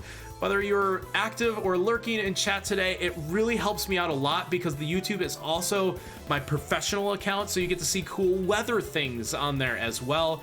It looks great on my metrics as a professional TV meteorologist. I really want to push my YouTube. I know it's super fun to have like the Twitch things on there, but I also do like weather and science, and it really helps me out in my career as well. Twitch is definitely a hobby, but would love to see you guys just drop that follow, subscription on YouTube. Really thankful for that, and thankful for everybody who did follow during the stream today, everybody that raided and came in from the raid. Whether, again, you were active or lurking, you were all amazing just the same. If you really liked the stream, would love to see you back next time as well. Still going to be doing Brilliant Diamond speedruns. Love to come back to Let's Go and Legends Arceus. And yeah, it's just so much fun here, and I think we have a really good crew as well. So thank you all just for being here, even if it's your first time or